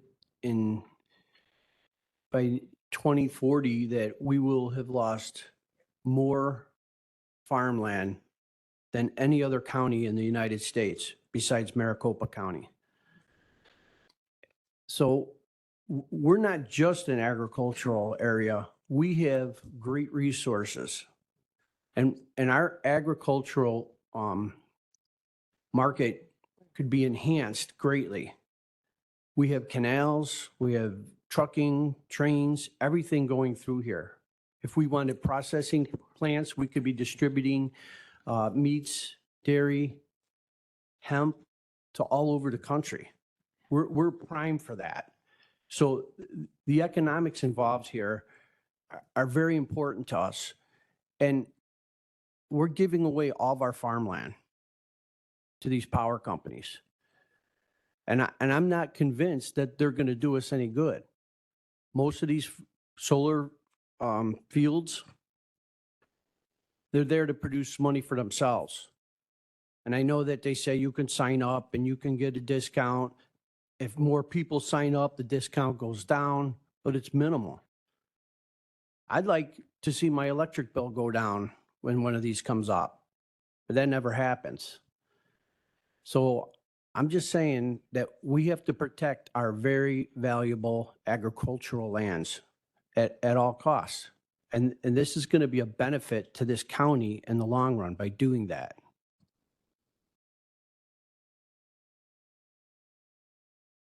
Seeing no other comments, Madam Clerk, please call the roll. Malich. Trainier. Dean Schlettman. Van Dyne. Pretzel. Yes. Butler. Newquist. Richmond. Parker. Williams. Diaz. Winfrey. Logan. Freeman. Revis. Mitchell. Ortiz. Berkowitz. No. Mueller. Yes. Costa. O'Gallagher.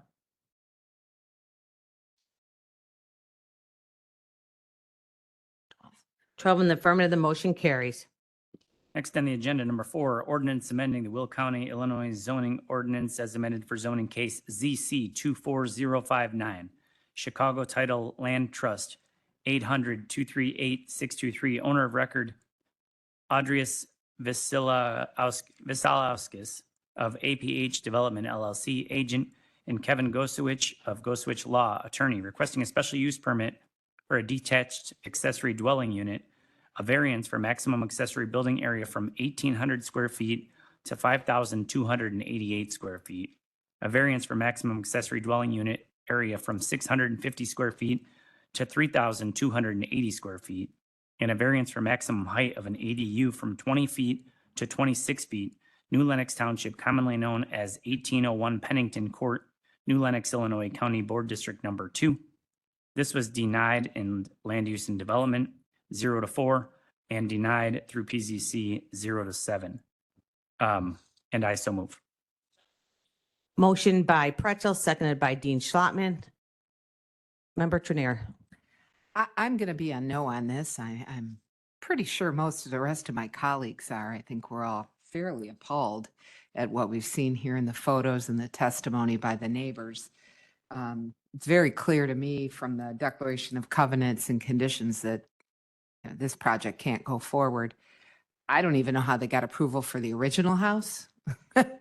And I am going to try to talk with the land use department after the meeting or on a subsequent date to find out exactly how this debacle came about. And I will say, just to be fair, we've had an inordinate amount of rain the last couple of years.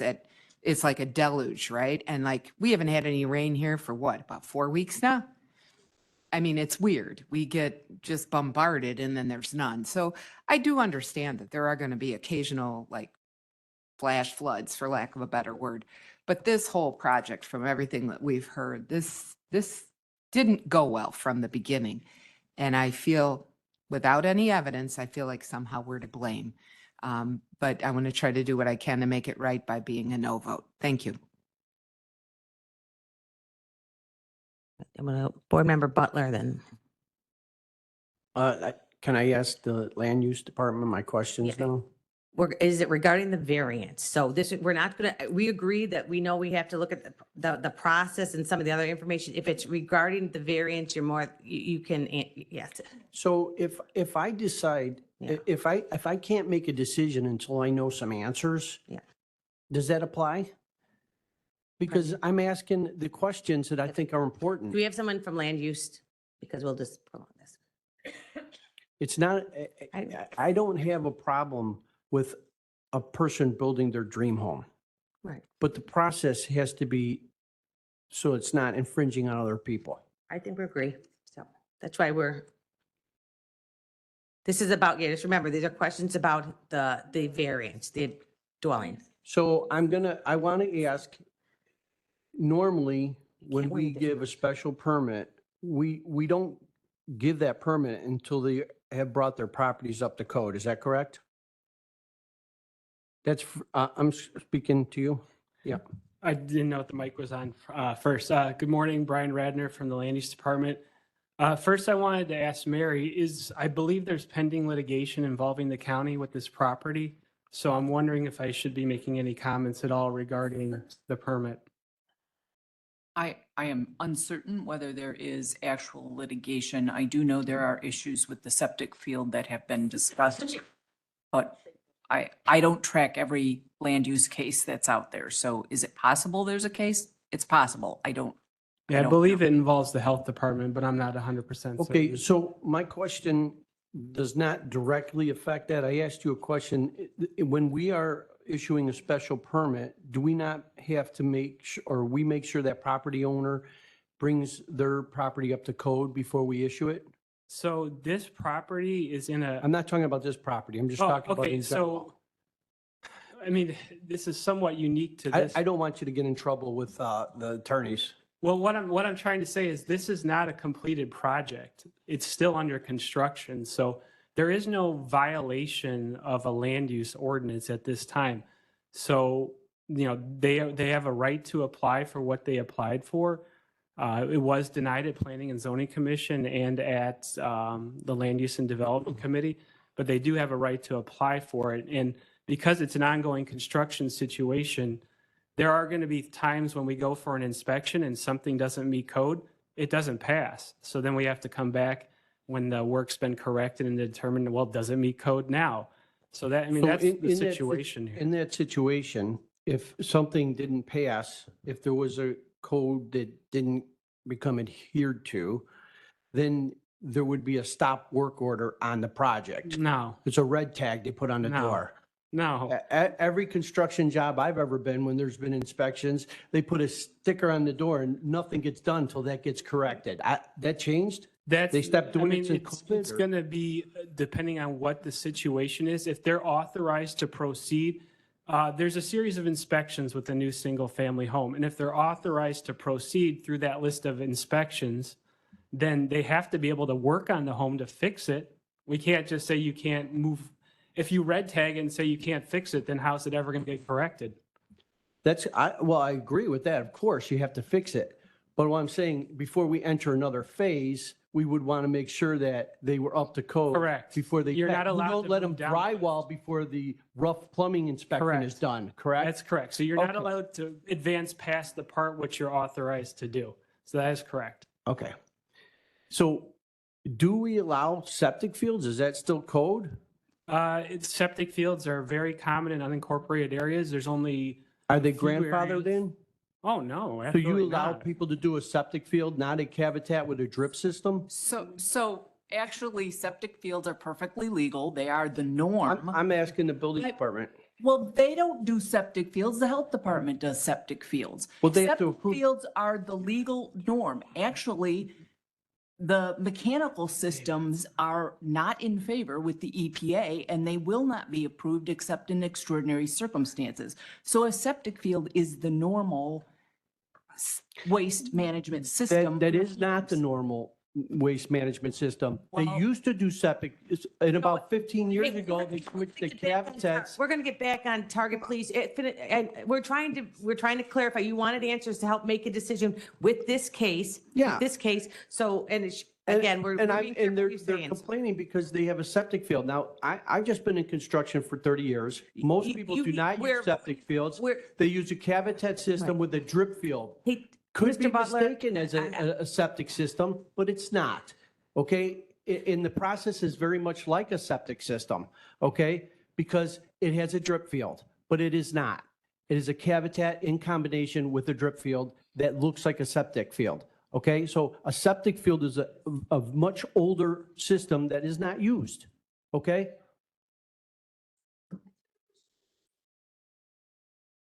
I'm done, thank you.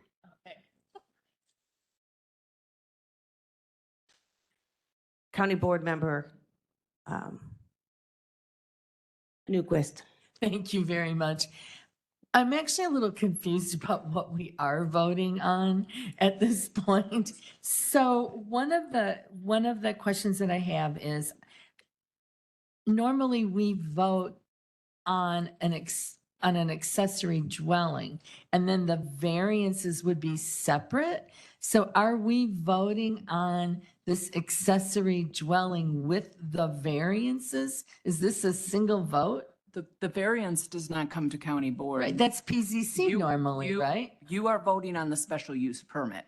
So just whether or not to allow them an accessory dwelling. And if we voted to allow an accessory dwelling, but PZC denied their right to make it giant, then that's the end of it, correct?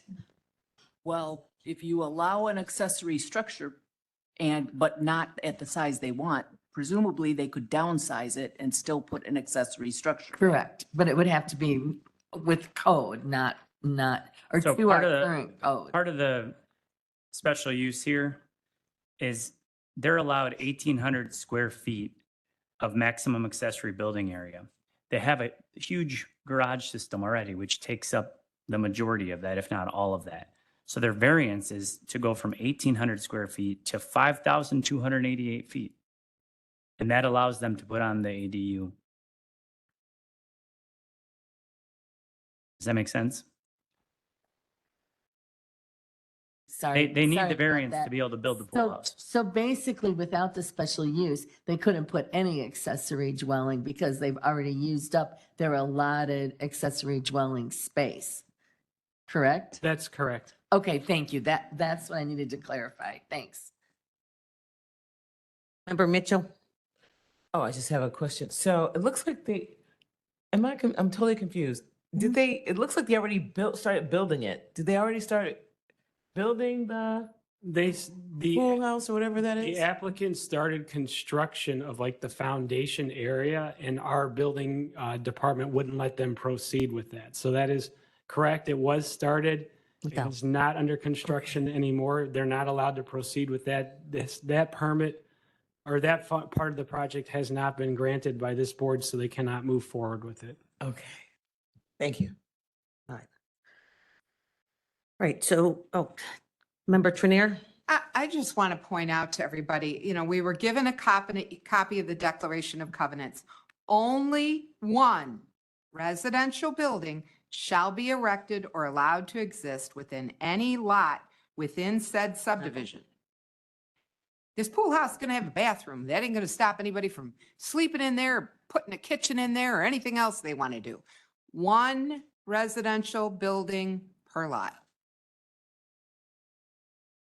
All right, thank you. I don't see any more. We have a motion and, I'm sorry, County Board Member Richmond.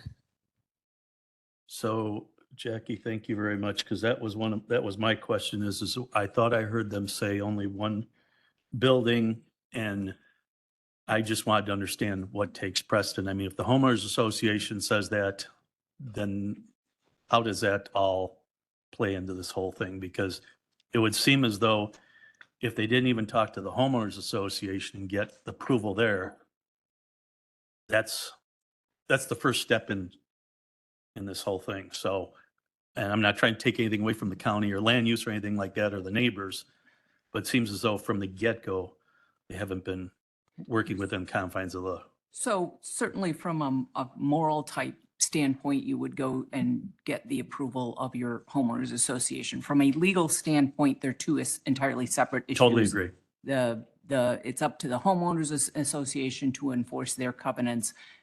The government has no role in that whatsoever. I totally agree, but it seems as though they jumped a bunch of steps ahead, put a lot of carts in front of the horse, so to speak. Thank you for your time. Chair, I'm going to let you close. Okay, yeah, I just want to also point out that this does fall within 1.5 miles of the village of New Lenox, so they voted on it too. They've also voted no. They object to this. It's gotten zero support in PZC and Land Use and Development Committee, and yet the applicant still has not bothered to show up for any of these meetings, so. All right. Thank you. Look, now we're going to, clerk, please call the roll. Balich. Trainier. Dean Schlattman. Van Dyne. Pretzel. No. Butler. Newquist. Richmond. Parker. Williams. Diaz. Winfrey. Logan. Freeman. Revis. Mitchell. Ortiz. Berkowitz. Mueller. Costa. O'Galla. 21 in the negative, the motion fails. Next on the agenda, number 5, ordinance amending the Will County, Illinois zoning ordinance as amended for zoning case ZC 24064. T.H. Davidson and Company, Inc., owner of record, DBA Welch Ready Mix, Inc., 100% stock of Welch Ready Mix, Inc., owned by Concrete Partners, Inc., Christopher Pusatari of Welch Ready Mix, Inc., agent, and Richard Kavanaugh of KGG LLC, attorney. Requesting a special use permit for a non-conforming use, a variance for maximum height of principal building from 35 feet to 81 feet, a variance for minimum setback of principal building from 200 feet to 75 feet of any residential district, and a variance for minimum setback of principal building from 200 feet to 110 feet of any residential district in Joliet Township, commonly known as 806 Gardner Street, Joliet, Illinois, County Board District Number 6. Land Use and Development voted 5-0 with conditions. PZC voted also unanimously, and I so move. Motion by Pretzel, seconded by Winfrey. Any discussion? No, we don't want that. Yeah. Clerk, please call the roll. Balich. Trainier. Dean Schlattman. Van Dyne. Pretzel. Yes. Butler. Newquist. Richmond. Parker. Williams. Diaz. Winfrey. Logan. Freeman. Revis. Mitchell. Ortiz. Berkowitz. Mueller. Costa. O'Galla. 21 in the affirmative, the motion carries. All right, that concludes new business. Next, we have Land Use and Development Committee resolutions. First and last on the agenda, 24-206, authorizing a second extension for special use permit ZC 21070 for an outdoor storage yard with 12 conditions for a 5-star landscape company. Owner of record, Omar Benitez, 100% for PIN number 1104142000120000, Lockport Township, commonly known as vacant property, on New Avenue, Lockport, Illinois, County Board District Number 7, and I so move. Motion by Pretzel, second by O'Galla.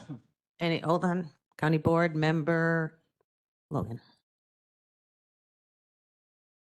Oh, you turned off. Nope.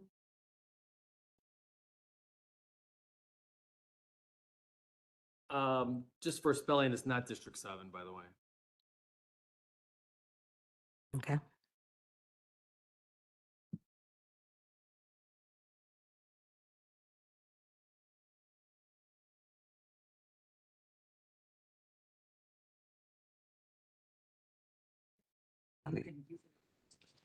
Okay.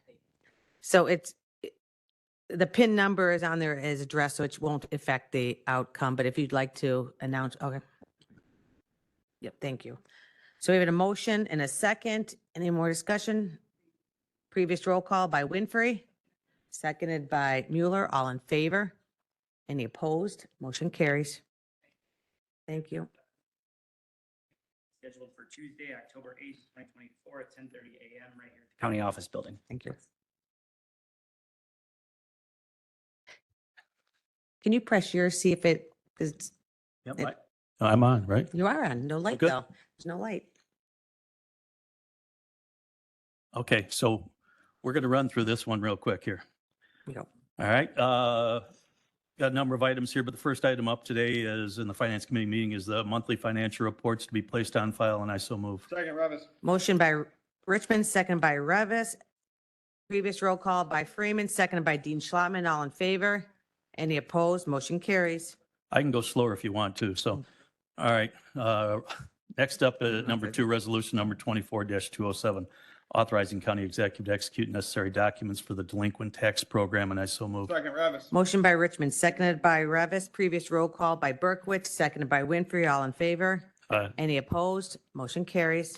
Number 3, resolution number 24-208, abating the taxes heretofore levied in the tax levy year 2024 for the year 2025 to pay debt services of $7,635,822 on the $42,030,000 outstanding principal amount of the general obligation transportation improvement bond, Series 2010 of the County of Will, and I so move. Motion by Richmond, seconded by Freeman. Previous roll call by Dean Schlottman, seconded by Trinier. All in favor? Aye. Any opposed? Motion carries. Number 4, resolution 24-209, abating the taxes heretofore levied in tax year 2024 for the year 2025 to pay the debt service of $5,406,425 on the $53,060,000 outstanding principal amount of the general obligation building will bonds, Series 2019 of the County of Will, and I so move. Motion by Richmond, seconded by Freeman. Previous roll call by Berkowitz, seconded by Trinier. All in favor? Aye. Any opposed? Motion carries. Number 5, resolution 24-210, abating the taxes heretofore levied in the tax levy year 2024 for the year 2025 to pay the debt service of $4,921,200 on the $11,005,000 outstanding principal amount of general obligation refunding bonds, Series 2015A of the County of Will, Illinois, and I so move. Motion by Richmond, seconded by Ogala. Previous roll call by Mueller, seconded by Mitchell. All in favor? Aye. Any opposed? Motion carries. Number 6, resolution 24-211, abating the taxes heretofore levied on the tax levy year 2024 for the year 2025 to pay the debt service of $1,453,550 on the $34,720,000 outstanding principal amount of general obligation building will bonds, Series 2016 of the County of Will, Illinois, and I so move.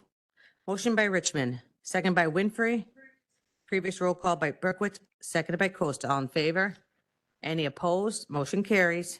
Number 7, resolution 24-212, abating the taxes heretofore levied on tax year 2024 for the year 2025 to pay the debt services of $5,947,127 on the $162,675,000 outstanding principal amount of general obligation building will bond, Series 2020 of the County of Will, Illinois, and I so move.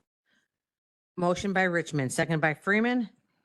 Previous roll call by Winfrey, seconded by Ogala. All in favor? Aye. Any opposed? Motion carries.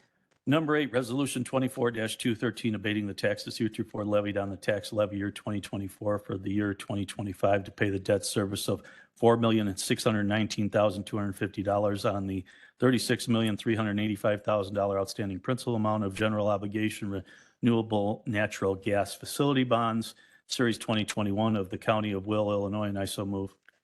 Motion by Richmond, seconded by Mueller. Previous roll call by Ogala. Seconded by Freeman. All in favor? Any opposed? Motion carries. Number 9, Resolution 24-214, authorizing the use of contingency funds for postage, and I so move. Motion by Richmond, seconded by O'Gala. Previous roll call by Mueller, seconded by Borkowitz. All in favor? Aye. Any opposed? Motion carries. Number 10, Resolution 24-215, transferring appropriations within the Health Department budget, and I so move. Motion by Richmond, seconded by Freeman. Previous roll call by Newquist, seconded by O'Gala. All in favor? Any opposed? Motion carries. Number 11, Resolution 24-216, appropriating grant funds within the Will County Health Department budget, and I so move. Motion by Richmond, second by Trenier. Previous roll call by Freeman. Second by Winfrey. All in favor? Any opposed? Motion carries. All right, lastly, is our next Finance Committee meeting is scheduled for Tuesday, October 1st, at 11 o'clock, right here at the county building. Look forward to seeing everybody. Thank you. Chair Van Dyne, Public Works and Transportation. Thank you, Madam Executive, and good afternoon, everyone. I would like to make a motion to open public hearing regarding creating an ordinance requiring public involvement for the Will County DOT projects. I so move. Motion by Van Dyne, second by Freeman. Clerk, please call the roll. Balich? Trinier? Dean Schlattman? Van Dyne? Yes. Pretzel? Butler? Newquist? Maybe. Richmond? Parker? Williams? Diaz? Winfrey? Logan? Freeman? Revis? Mitchell? Ortiz? Berkowitz? Mueller? Costa? O'Gallagher?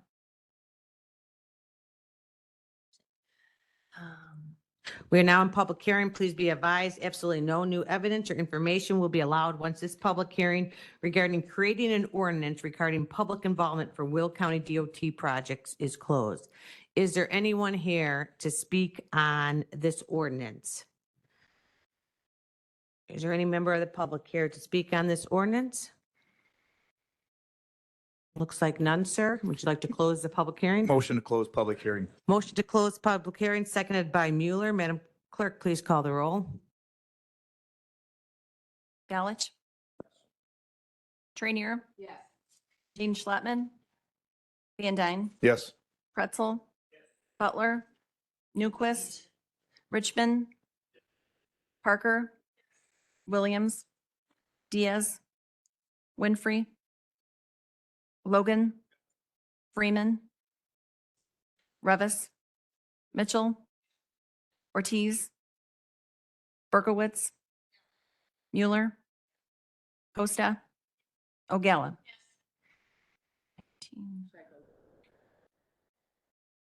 19. We're, all right. Chair, your public hearing is now closed. Thank you. Ordinance 24-217.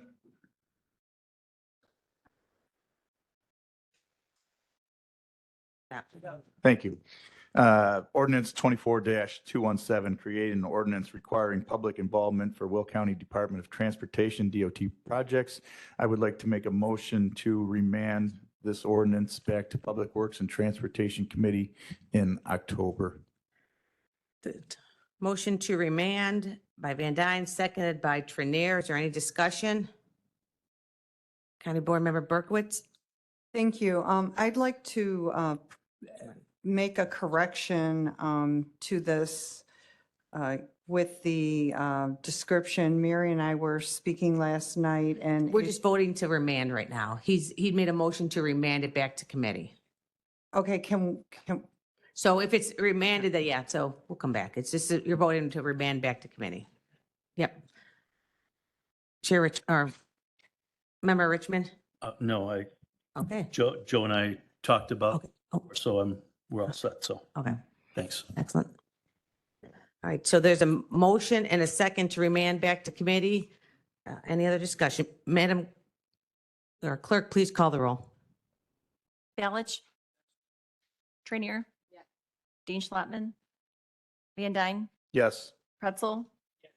Butler? Newquist, Richmond, Parker, Williams, Diaz, Winfrey, Logan, Freeman, Revis, Mitchell, Ortiz, Berkowitz, Mueller, Costa, Ogalla. 21. In the affirmative, the motion carries. All right, thank you, board. Number two, 24-218, granting ingress and egress for temporary use on Manhattan Money Road, County Highway 6 in District 3, and I so move. Motion by Van Dyne, second by Freeman. Previous roll call by, I'm sorry, who said, Winfrey, Newquist, seconded by Costa. All in favor? Any opposed? Motion carries. Resolution 24-219, authorizing an IGA with the Village of Homer Glen and the County of Will for improvements on Bell Road from 151st to Martingale Lane, District 4. I would like to make the motion. Motion by Van Dyne, seconded by Freeman. Any previous roll, Ogalla, seconded by Trinier. All in favor? Any opposed? Motion carries. 24-220, authorizing an IGA between the City of Lockport and the County of Will for maintenance and energy of traffic signals at 143rd and Gallagher, District 4. I so move. Motion by Van Dyne, seconded by Mueller. Previous roll call by Revis. Second by Winfrey. All in favor? Any opposed? Motion carries. 24-221, authorizing an IGA between the City of Lockport and the County of Will for maintenance and energy of traffic signals at the intersection of 143rd and Highland Ridge Circle, District 4. I so move. Motion by Van Dyne, seconded by Mueller. Previous roll call by Parker, seconded by Winfrey. All in favor? Any opposed? Motion carries. 24-222, authorizing an IGA agreement between the City of Lockport and the County of Will for maintenance and energy of traffic signals at the intersection of Division and Farrell in District 5, and I'll make the motion. Motion by Van Dyne, seconded by Revis. Previous roll call by Ogalla, seconded by Parker. All in favor? Any opposed? Motion carries. Resolution 24-223, authorizing an IGA between the City of Lockport, County of Will for the maintenance and energy of traffic signals at the intersection of Division and Gauger, District 5. I so move. Motion by Van Dyne, seconded by Revis. Previous roll call by Ogalla, seconded by Freeman. All in favor? Any opposed? Motion carries. Resolution 24-224, an IGA between the County of Will and the Village of Bolingbrook for the improvement of 5 signals at incorporate intelligent traffic systems. I so move. Motion by Van Dyne, seconded by Mueller. Previous roll call by Revis, seconded by Ogalla. All in favor? Any opposed?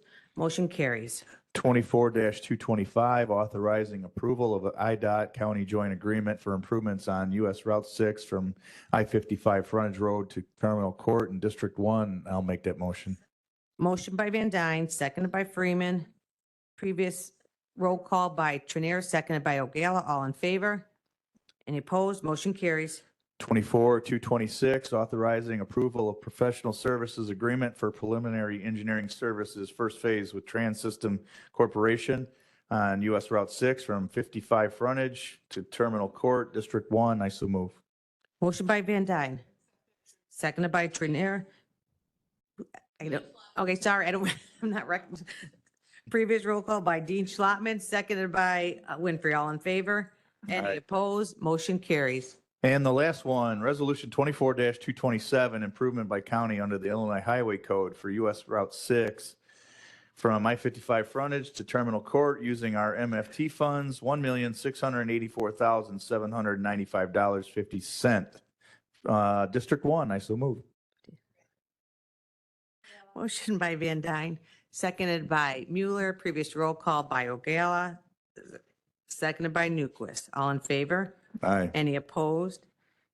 Motion carries. 50 cents. 50 cent is a 50 single. cents. Yeah. Yeah. Next Public Works and Transportation meeting is scheduled for Tuesday, October 1st, 2024 at 9 a.m. That concludes our report. Thank you. We're going to run through these three, but right before executive, I'm going to call a 10-minute break if you don't mind. So we're going to run through these next three though. Public health and safety. Good afternoon. I am going to make it as quick as I can. We had a side-by-side burn. I would like to again thank everyone who helped make that happen. That would be our staff. That would be the county executive staff, the fire department for Joliet, and the company that came and put the fire demonstration on for us. I have nothing to bring forward. There are some reports on file. I suggest you look at them. The Sunny Hill Nursing Home has some upcoming events that they have notified us about. And our next meeting is scheduled for Tuesday, October 8th, 2024 at 9 a.m. Thank you. Thank you. Chair Berkowitz, Legislative Committee. Thank you, Madam Executive. The Legislative Committee continues to work on the state legislative agenda, and our next meeting is October 1st at 12 p.m. Thank you. Thank you. Moving on to Chair Mueller, Capital Improvements and IT Committee. Good afternoon, everyone. We don't have any resolutions to bring forward. The reports we received are on our agenda from last month. Please join us again October 1st at 10 a.m. Thank you. Moving on to Landfill Committee, Chair Dean Schlotman. Are you Good on? I can't get you up. afternoon, County Board. We have nothing to bring forward at this time. The next meeting is October 3rd at 11 o'clock in theory, as long as executive doesn't go too long. All right, thank you. So quickly, I'd like to take a 10-minute break. Can I get a motion? Seconded by Trailer. All in favor? Any opposed? We'll be back in 10 minutes. Motion carries.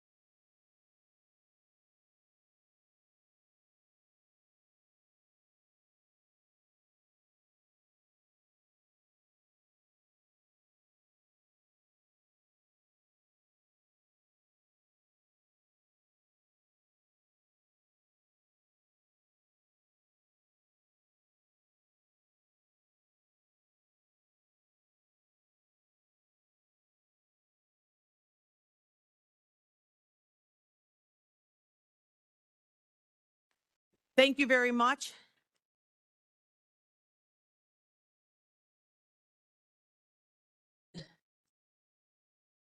Thank you.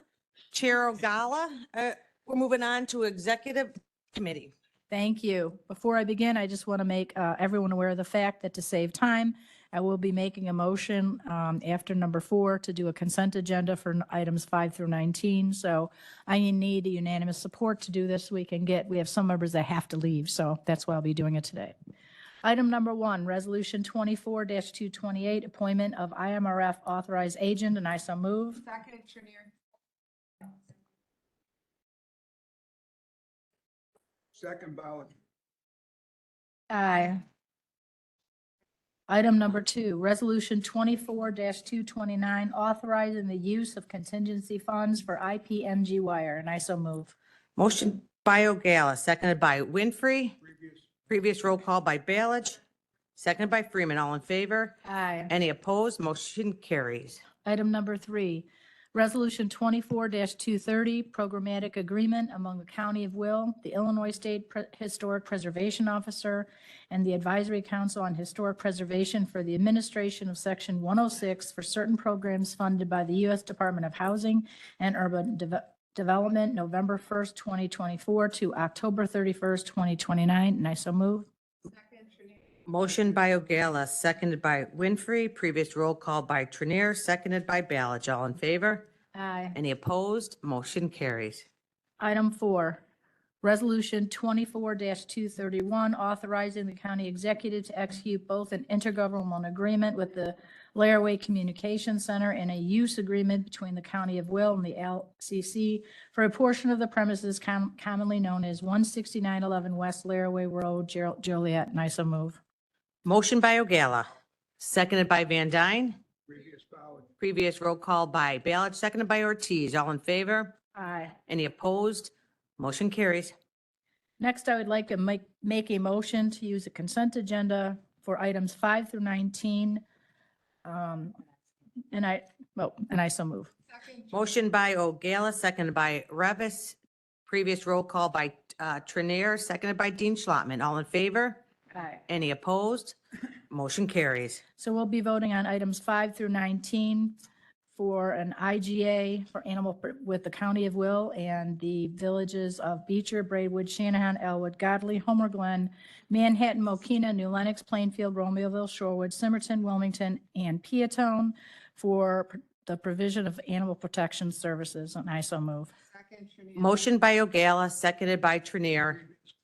Previous roll call by Balich, seconded by Mueller. All in favor? Any opposed? Motion carries. Yay. Thank you. Item 20, Resolution 24-247, awarding bid for DOT fuel tank replacement, and I so move. Motion by Ogala, seconded by Freeman. Previous roll call by Mueller, seconded by Winfrey. All in favor? Aye. Any opposed? Motion carries. Item 21, Resolution 24-248, authorizing the county executive to execute a contract for state lobbying services, and I so move. Motion by Ogala, seconded by Freeman. Previous roll call by Van Dyne, seconded by Mueller. All in favor? Aye. Any opposed? Motion carries. Thank you. Item 22, Resolution 24-249, authorizing the county executive to execute the necessary documents to grant the city of Joliet a public utility easement for the sole purpose of installation and maintenance of fiber optic conduit north of the existing right-of-way for Washington Street between Chicago Street and Scott Street, and I so move. Motion by Ogala, seconded by Mueller. Previous roll call by Winfrey, seconded by Newquist. All in favor? Aye. Any opposed? Motion carries. Thank you. Item 23, Resolution 24-250, directing the county executive to issue an RFP for the park installation, Resolution 24-137, located at 14 West Jefferson Street, Joliet, and I so move. Motion by Ogala, seconded by Ortiz. Roll call. Any discussion? Madam Clerk, please call the roll. Balich? Yes. Trinier? Dean Schlottman? Van Dyne? Pretzel? Butler? Newquist? Richmond? Parker, Williams, Diaz, Winfrey, Logan, Freeman, Revis, Mitchell, Ortiz, Berkowitz, Mueller, Costa, O'Galla. Yes.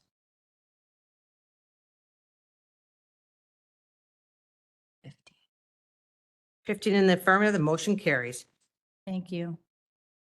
Next is item number 24, Resolution 24-251, directing the county executive to install fencing around the former courthouse location at 14 West Jefferson Street, Joliet, until the decisions regarding the improvement of the area are determined. I'd like to make a modification to change the word from directing to authorizing county executive. I'd like to make that motion. You have to, wait. We need a motion first. then I'll the make that motion. Motion by O'Gala, seconded by Trinier. Any discussion? So now, County, hold on. She has, you have discussion on the, yeah, County Board Member Freeman. okay, thank you. Sorry. So I understand that fencing needs to go up there. This For is just the- about the motion of change, about change. Changing the wording. No, that's not. You're right. You're right. You put it on the Yeah, table. sorry. It's on the table. I So didn't get yes. to do that. Yes, that's true. Sorry. All right, so.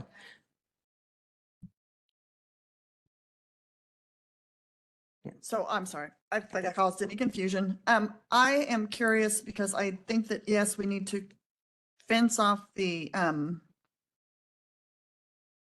area that is a problem, but I think, is that 25 for the repairs? So this is just fencing to go all the way around the grass area? Yes.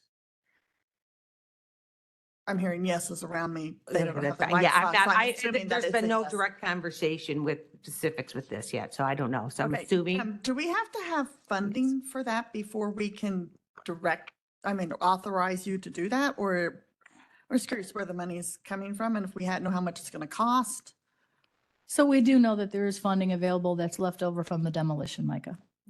Okay. Okay, thank you. It's Jackie's task this morning. So, but the, Okay. Chair O'Gala. So now I'd like to make a motion to change the word from directing to authorizing. Second. Motion by O'Gala, seconded by Trinier. Any discussion? County Board Member Mueller? I just wanted to find out, installing fencing around the entire property, are we using that property for anything right now that requires the public to be able to access it? I believe that there was some discussion about farmers markets and things like that. Probably. People, won't. we do get requests to use, it hasn't been the grass area yet, but we Okay. have had people request to use, the front of where the concrete is. So Okay, thank yes. you. Mhm. County Board Member Butler. I just question about the change of the word. So is that to allow us the ability to do it if we decide that's going to be part of the design rather than doing it? So I talked with Mary about this. Mary, if you could please explain the difference between why number 25, we could use directing and the other two, we should use authorizing. Thank you. So there are things that you can direct the county executive to do and other things that are under the executive's discretion. So maintaining the properties, making decisions about the properties that are, more minor. So like those are under the discretion of the executive under subparagraph J in the county executive statute. So you cannot really mandate that she put up a fence there, but you can authorize her to do it. And you are thereby communicating to her that that's your desire, is that a fence go up. Okay. Yeah. Any other questions? Clerk, please call the roll.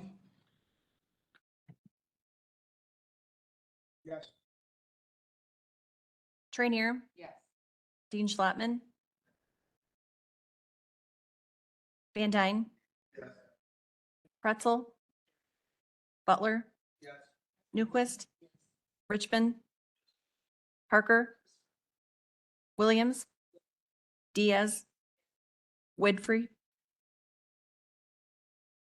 Logan, Freeman, Revis, Mitchell, Ortiz, Berkowitz, Mueller, Costa, Ogalla. No.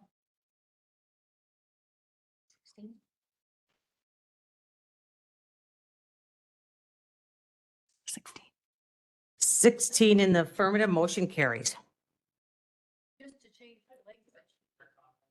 Correct. Yes. So we're back to you. So that was just a change of the verb, the wording. I got confused, sorry. Yeah.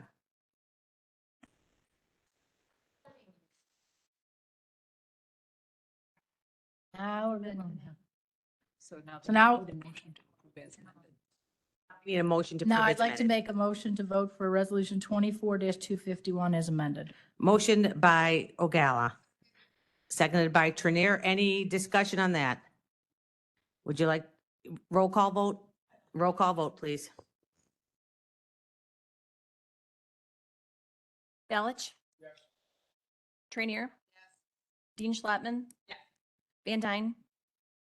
Pretzel? Butler? Newquist? Richmond?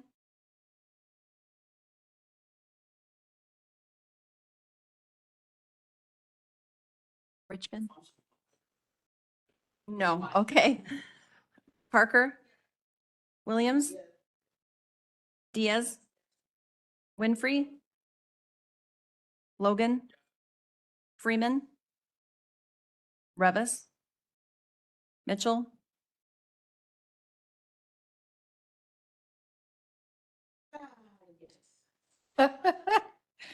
Ortiz? Berkowitz? Mueller? Costa? Ogalla? No. Was it?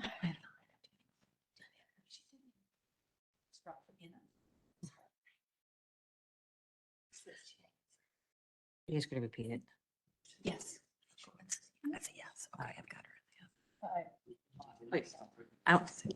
I lost.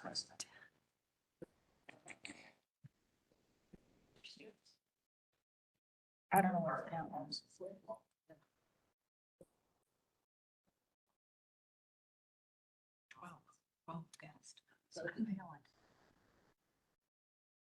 We're on 24. Member Berkowitz? Were you a yes or a no? Member Berkowitz? Need the vote again, please. I believe her. This one was for to authorize us to install a fence. We couldn't, Yes. oh, want to confirm. That's what it- I don't know. 11 in the affirmative, the motion carries. It carried? We had the opposite. 11 to 10, yes. That's- Okay, Just trying to confirm where we're at. She's the keeper though. Yeah. we're going to read out the votes to make sure we've recorded them correctly. So, yep. Balich, yes. Trainier, yes. Dean Schlattman, yes. Van Dyne, no. Pretzel, no. Butler, yes. Newquist, no. Richmond, no. Parker, yes. Williams, yes. Diaz, yes. Winfrey, no. Logan, yes. Freeman, no. Revis, no. Mitchell, yes. Ortiz, yes. Berkowitz, yes. Mueller, no. Costa, no. Ogalla, no. So, yeah. So 11 to 10 in the affirmative.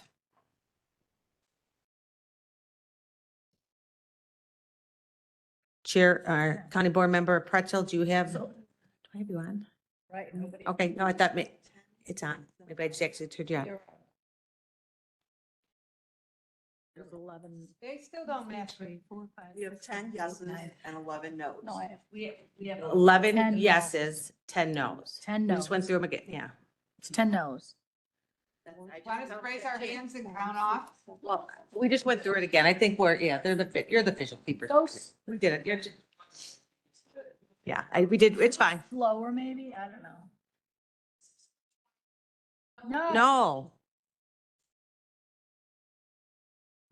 This is authorizing the county executive to install fencing around the former courthouse location at 14 West Jefferson Street until the decisions regarding the improvement of the area are determined. Correct. So yeah, if you want to compare, yeah, and they're the official one. The clerk is the official one anyway, so it looks like 11 to 10. We're in the affirmative and so we can, yeah, 10 no. it's passed, yeah. They can confirm, but she can talk up here, but you can go ahead. Oh, well, wait. I mean, the clerk's the official vote anyway, and they're counting 11 in the affirmative. All right. Everybody ready? Yes, please. Number 25, Resolution 24-252, directing the county executive to cordon off from the public the location of the old courthouse at 14 West Jefferson Street, Joliet, until repairs are completed. I so move. Motion by Ogala. Seconded by Trinier. Is there any discussion? So I'd like to make a motion to amend, changing the word directing to authorizing. Okay, there a motion, I make a motion. I made a motion to change from directing to authorizing. There's a second, seconded by Mueller. Clerk, please call the roll. This is on changing the word from Thank you. direct to authorizing. Thank you. I voted wrong the last time. Balich, Yes. Trainier, Yes. Dean Schlottman, Van Dyne, Pretzel. Butler, Newquist, Richmond, Parker, Williams, Diaz, Winfrey, Logan, Freeman, Revis, Mitchell, Ortiz, Berkowitz, Mueller, Costa, Ogala. Yes. I got it right that time. 21 affirmative, the motion carries. Okay. Now, as amended. So now I'd like to have a resolution 24-252, authorizing the county executive cordon off the public, the location of the old courthouse at 14 West Jefferson Street till repairs are done. And I'd like to make a motion as amended. Motion by Ogala, seconded by Butler. Any discussion? County Board Member Freeman. So I do believe that we need to, keep our public safe. But shouldn't we be fixing the problem instead of just fencing it off? Somebody help me? So Micah, if we're going out for an RFP, which I hope we get out on the street within the next 30 days, that would be fabulous. Why do we want to go ahead and fix it? And we might do a complete change of it and spend more money. If you go throughout the entire village or city rather of Joliet, sidewalks are in bad repair everywhere, just as they are in many towns. So we could spend money on that. I think that we should just take the bad areas, cordon them off so the public can't go there, get the RFP done, and then make the modification. Okay. Board Member Butler, then Pretzel. Yeah, I believe this just gives the authorization and support to our county executive to do the right thing. That's all. Thank you. County Board Member Pretzel. So I believe any money we spend in temporary fencing is we're wasting the money. Why don't we just, I'd like to make a motion that we have our Public Works or whoever does these things go out there with some hot asphalt and temporarily fix this thing. I don't know why we're investing money into something that we know we're going to be completely redoing in the near future. I think putting a fence around it is just, we're just giving ourselves more time to leave the sidewalk damaged. I don't know. Why don't we just, I see it all the time when they cut the sidewalk to run pipes through it, they'll temporarily put asphalt over it while they finish the work. And then eventually they repair the sidewalk the right way. I feel like this is a really simple fix. So can I make that motion that we just repair the sidewalk temporarily?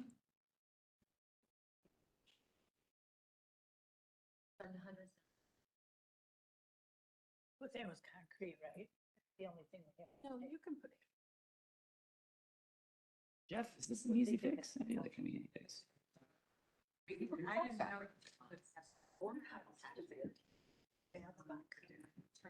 Simple. They're thinking it's an entirely different, Mary's saying it's an entirely different issue, so we can't make that amendment. All right, then I'm gonna be a no on the fence. All right, so thank you. So I saw someone else's light on that. Oh, County Board Member Trinier. I spoke with folks in your office and they say we're going to have this fixed by fall. Now, what we didn't determine is if it was a permanent fix or a temporary fix, but there is money left over from the demolishment of the courthouse. And while I'd like to think that this will all happen very quickly, when we took the vote in 2019 to demolish the courthouse, it took us till 2024 to get it done. Sometimes our quick isn't as quick. So I just wanted to point that out, but I'm going to trust that people are going to try to do the right thing here and make it safe. County Board Member Williams. Yes, well, to me, it's a safety issue. And so if we are just cordoning it off to protect the public, then I'm not sure what that cost is. And we're supposed to be managing the safety of the public as well. So that's not a cost to me, just cordoning something off for safety. You're all good? Oh, County Board Member Berkowitz. I want to mention, I understand people are concerned about the cost for the materials, but it doesn't have to be a chain link fence. It can be the plastic orange construction fencing, well, inexpensive, whatever, I don't know the name of it. And just put it around those areas where it's a tripping hazard and encourage people to use the other side of the street just so we don't have any injuries. But the material does not have to be very expensive and it can go up very, very quickly. I've seen them put that type of fencing up very quickly. Thank you. Thank you. County Board Member Ballot, maybe the last one here. The discussion for this can probably be ended real easily because the word authorizing means that we say we want to do this or whatever.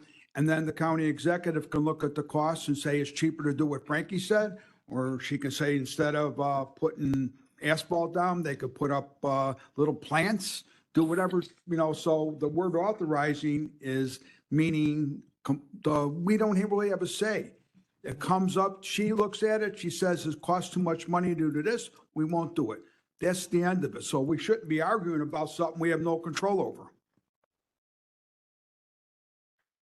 Right. Seeing no more discussion, clerk, please call the roll. This is on the. Approving as amended now. And we've had a first speaking of that, right? I think so. Balich? Yes. Trinier? Dean Schlattman? Van Dyne? Pretzel? Butler? Newquist? Richmond? Parker? Williams? Diaz? Winfrey? Logan? Freeman? Revis? Mitchell? Ortiz? Berkowitz? Mueller? Costa? Ogalla? Yes.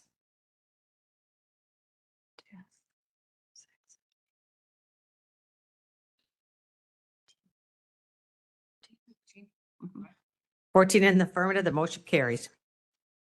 You. The next executive committee meeting is scheduled for Thursday, October 3rd at 10 a.m. Moving on to appointments by the county executive. First appointment is Resolution 24-253, approving the county executive appointment of the vacancy for the Will County Clerk, and I so move. Motion by Ogalla, seconded by Mueller. We can't do previous. Madam Clerk, please call the roll. Alich. Trainier. Dean Schlattman. Van Dyne. Pretzel. Butler. Newquist. Richmond. Parker. Williams. Diaz. Winfrey. Logan. Freeman. Revis. Mitchell. Ortiz. Berkowitz. Mueller. Costa. Ogalla. Yes. 20 in the affirmative, the motion carries. Item number 2 is Resolution 24-254, approving the county executive appointments to the Washington Township Drainage District Number 3 of Will County, and I so move. Motion by Ogalla, seconded by Mueller. Previous roll call by Parker, seconded by Freeman. All in favor? Aye. Any opposed? Motion carries. Item number 3, Resolution 24-255, approving the county executive appointments to the Workforce Investment Board of Will County, and I so move. Motion by Ogalla, seconded by Parker. Previous ballot. Previous roll call by Ballard, seconded by Freeman. All in favor? Any opposed? Motion carries. Thank you. We'll move on to public comment relevant to matters under the jurisdiction of the county. Is there anyone here to speak on any issue relevant to the jurisdiction of the county?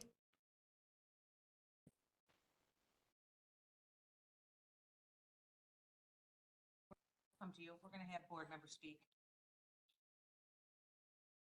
We're going to have the public come up and speak now.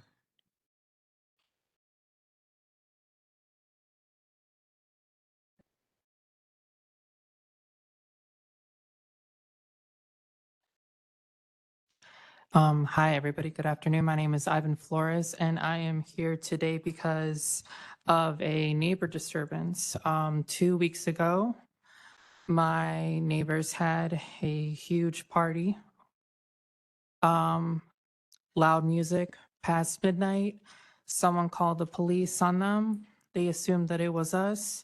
Someone came and aggressively was banging at our door, wanting to fight and assault members of my family. I called the police afterwards, and they only could do was inform them that we did not call the police. But this has been like a chronic issue almost every weekend. They've been either having very loud music with a very big speaker, or just having parties every weekend. And there was even a previous incident earlier this year, back in March, where my dad and I assumed that there was like a fire on their garage. I called 911. I informed them of the fire. Turns out it was like an outdoor chimney outside. And the neighbor then was very angry that we called and wanted to basically fight my father, and was threatening him even the next morning, saying that they have unfinished business and to meet him outside the street. Basically, I'm here, and I'm here with my mom as well, to find out resources or to find out what can be done regarding this issue. Because basically now it's every weekend, it's kind of that fear of what's going to happen. Hopefully nothing bad happens. And, you know, are they going to throw a party? Are they going to have loud music? Is somebody going to call the police? It's even kind of making us feel like we can't even have the right to call the police. And it's just a scary feeling of not being able to have peace of mind in your own house, and always checking on my dad every night, since he has a second shift, checking to make sure that he's able to just come inside the home safe and without any danger. So again, that's why I'm here today, to basically inform and to ask for resources and or what we can do in order to resolve this issue. Sure. I live in unincorporated Joliet and Ingalls Park.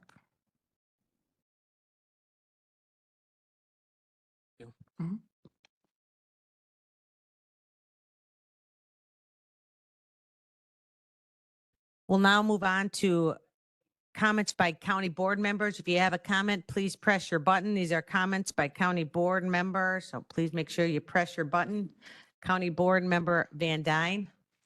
Thank you. I didn't have a comment until just now, and I just, typically, we do not address the public during their comments, so I would like to invite the gentleman to stick around after the meeting, and I know you and your staff would be more than happy to help him, but I'm sure any one of the board members here is also interested in helping him. So I just wanted the gentleman and his mother to know that please don't leave, that we hear you loud and clear, and we're here to help you. So thank you. County Board Member Parker. Thank you. I was just wanting to bring to everyone's attention the road projects that you may have seen in the paper that IDOT will be doing. It does involve the 9th Street Bridge, which is in mine and Sherry's district. And so if anyone's traveling through Route 53 or Renwick Road, to please leave early because the traffic is going to be horrific. So just be prepared for that. And I already spoke with Jeff Ronaldson, and I would hope he could request a meeting with IDOT to discuss their plans moving forward. Possibly we can get together again and brainstorm, resurrect the Caton Farm Bruce Road project. There's been new people involved, maybe just talk with them, see what we can do. And then in 2029, they will be shutting down the 9th Street Bridge for complete repair. So that will be gone. If something happens to the Joliet bridges with the barge, those will be shut down, and crossing over the Des Plaines River will be very difficult. So I just wanted to bring that to everybody's attention. Thank you. Thank you. Member Berkowitz. Oh, that's not you. Sorry. There you go. Thank you. I just want to say happy Constitution Week to all of my colleagues here in Will County. This year, we're celebrating 237 years since the signing of the United States Constitution, a document that protects the freedom of every citizen. The Daughters of the American Revolution initiated the observance in 1955 and created the Constitution Week each year. It runs from September 17th, which is the day it was actually signed, to September 23rd. Celebrating Constitution Week encourages the study of historical events and informs the people that the Constitution is the foundation of our democracy and our way of life. It's our duty as U.S. citizens to protect, defend, and preserve the United States Constitution, which in turn protects our freedoms. We all took an oath of office when we were elected to perform our roles as county board and forest preserve commissioners. And it's a quite honor to be able to serve that living document. So I wanted to share that information to each of you, and please go out and share that with others, because it's something that we're losing here today in the United States of America. Thank you. Thank you. Moving on to comments by the Republican leader. Oh, okay. There you go.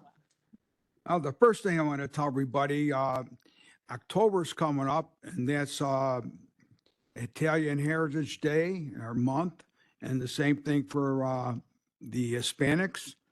We shared a month with them, so, Destiny's dressed properly for that. She looks really cute. I just had to throw her out, but she does. I like that. I like the colors. But anyway, the Italian, I'm the president of the Will County Italian American Association, and we are going to have a float in the Columbus Day Parade in Chicago. And if anybody's interested in going on the float or walking, it's a fun time because you get every single float has tons of Italian food on it. So everybody eats really well before, and you drink a little bit of homemade, and it's really a nice time. And moving on from that, that's the good stuff. We have a problem with 143rd Street that they're cutting down heritage trees. I didn't even know what that was, so I had to look it up. It's trees over 100 years old. And the people are screaming about it. And so then I know that they're still going out and trying to buy property from residents. And so now there's a group of people that are talking about spending money again from taxpayers themselves. They want to do a temporary restraining order to stop bothering people with eminent domain. But what I don't understand is why we're even proceeding with anything on that project when it's going to go to court and it's going to get decided by the judge. So any money we're spending may be just wasted money. Maybe not. We don't know what the judge is going to say, but my lawyers say we're going to win. The county lawyers say they're going to win. So nobody really knows. But we don't need to be wasting taxpayer dollars. It isn't going to hurt to wait until after the election, because that's probably when this will get decided. It won't hurt to wait that long. So just leave the people alone until after the case is heard. I know we voted to do that a couple times and it was stopped. But, you know, I just look at it, we have to not be wasteful. And we don't know what's going to happen. I don't care what the county says or what we say. We got to wait and hear what the judge says. The judge is what's going to count. And the other thing is, I was thinking about, you know, moving forward with a lot of different things that we had prior to COVID. And if you were on the board back then, there's some people that were on the board back then. We addressed a lot of building codes that were they shouldn't have been there, or they were onerous, where they were too harsh. So we fixed, I don't remember the exact number, but it was well over 30 building codes that we got changed or removed. So we stopped because of COVID. The next thing that we were going to get into was the plumbing code. And people are like, who cares, right? Okay, well, if you change your toilet, you can change your toilet with no permit. But you can't change the wax without a permit. And you can't change the shutoff valves without a permit. So that's just an example of one thing. Another thing could be a hot water tank. If somebody comes home from work from a construction job on a Friday at 5 o'clock and cold water's coming out in the shower, and you go downstairs and find out that you got a broken hot water tank, are you going to call the county and get a permit before you get it fixed? Of course not. You're just going to get somebody that knows how to do it and fix it.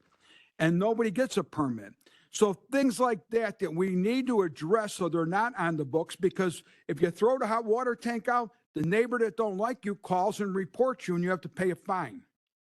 The same thing with a toilet. If they see the wax on it, when they come after they get called, you got to pay a fine. So I think we need to get back to the idea that some of those codes need to be changed or eliminated. And I know we had the argument before, but for the people on the board new, we don't have to have any code at all. We could have 0 building codes. It's not smart to do that, and I'm not advocating that, but we could have none. We can take anything out of that building code ordinance that we want. We're not fixed to anything. And this goes back before COVID, when we had all this discussion, and, you know, I'm sure I can have no problem digging up all the factual documents I got from the state, because I kept them, which is rare for me. I usually throw garbage out, but I really believe that we have to start working on it. And I'm not saying to do all of them at once, just do one at a time maybe. And because land use is pretty complicated right now, and Frankie's new at this, but I brought this up at our caucus, and I think we need, as a county, to move forward on fixing some of this stuff that's wrong. So with that, God bless everybody. Thank you. Chair O'Gala. Thank you. I do want to second what Steve said, is that having conversations with various people, they do say that building in Will County is difficult. So I think we should look at some of those things. I just wanted to say a couple other things. One, in case you've noticed, we, county board has a new employee. Her name is Annette Linko. She's back here. I want to stand up so they can see you. She is sitting in Tom Dolan's old office. And then the old mother's room is now been changed to a county board conference room. Staff has put in a table and chairs and actually water and pens and paper. So if any county board member wants to have a meeting here, you can go ahead and plan that for here. But let staff know, just because if two people want to do it at once, you'd have to wait there's only room for about 4 or 5 people in that room. So I'm excited about that. That's a positive step for us. We were looking to get to that point. And aside from that, I want to mention that we are now moving into the budget and levy season. So I hope everyone will go to all the finance committee meetings where our finance people on the executive side, Rashawn, and on the county board side, Marcy, have spent a lot of time looking at that, can answer any question that you have in case, anyone wants to make a modification to the budget that was presented to us. So please attend those meetings, and if you can't attend, make sure you call Rashawn and Marcy and ask questions so that when you come to vote, you're voting because you're fully informed on everything, not just blindly voting for or against the budget. So I hope you guys will do that. And with that, I can't believe we're going to go into October. It seems so fast to me. I lost months or something this summer. So anyway, thank you. You're doing an executive session? Okay. I need we do have executive session. I need a motion to go into executive section for pending or probable litigation. Motion by Revis, seconded by O'Gala. Clerk, please call the roll. Balich. Trainier. No. Dean Schlattman. Van Dyne. Pretzel. Butler. Newquist. Richmond. Parker. Williams. Diaz. Winfrey. Logan. Freeman. Revis. Mitchell. Ortiz. Berkowitz. Mueller. Costa. O'Gala.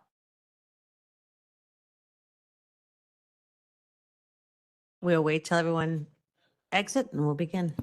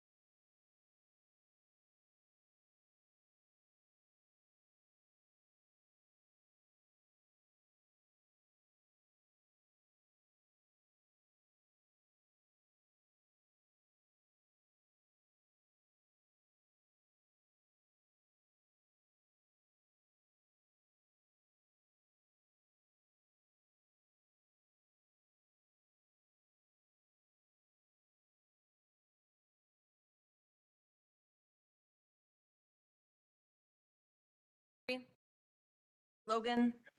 Freeman. Revis. Mitchell. Ortiz. Berkowitz. Mueller. Yes. Costa. O'Gala.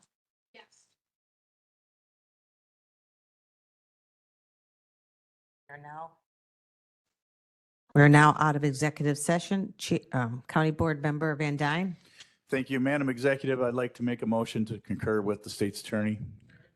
Motion by Van Dyne, seconded by Winfrey. Madam Clerk, please.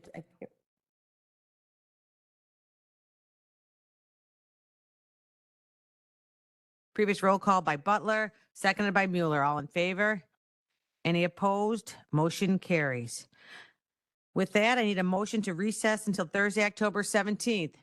Motion by Mitchell, seconded by, somebody screamed over there, Freeman. All in favor? Any opposed? Motion carries.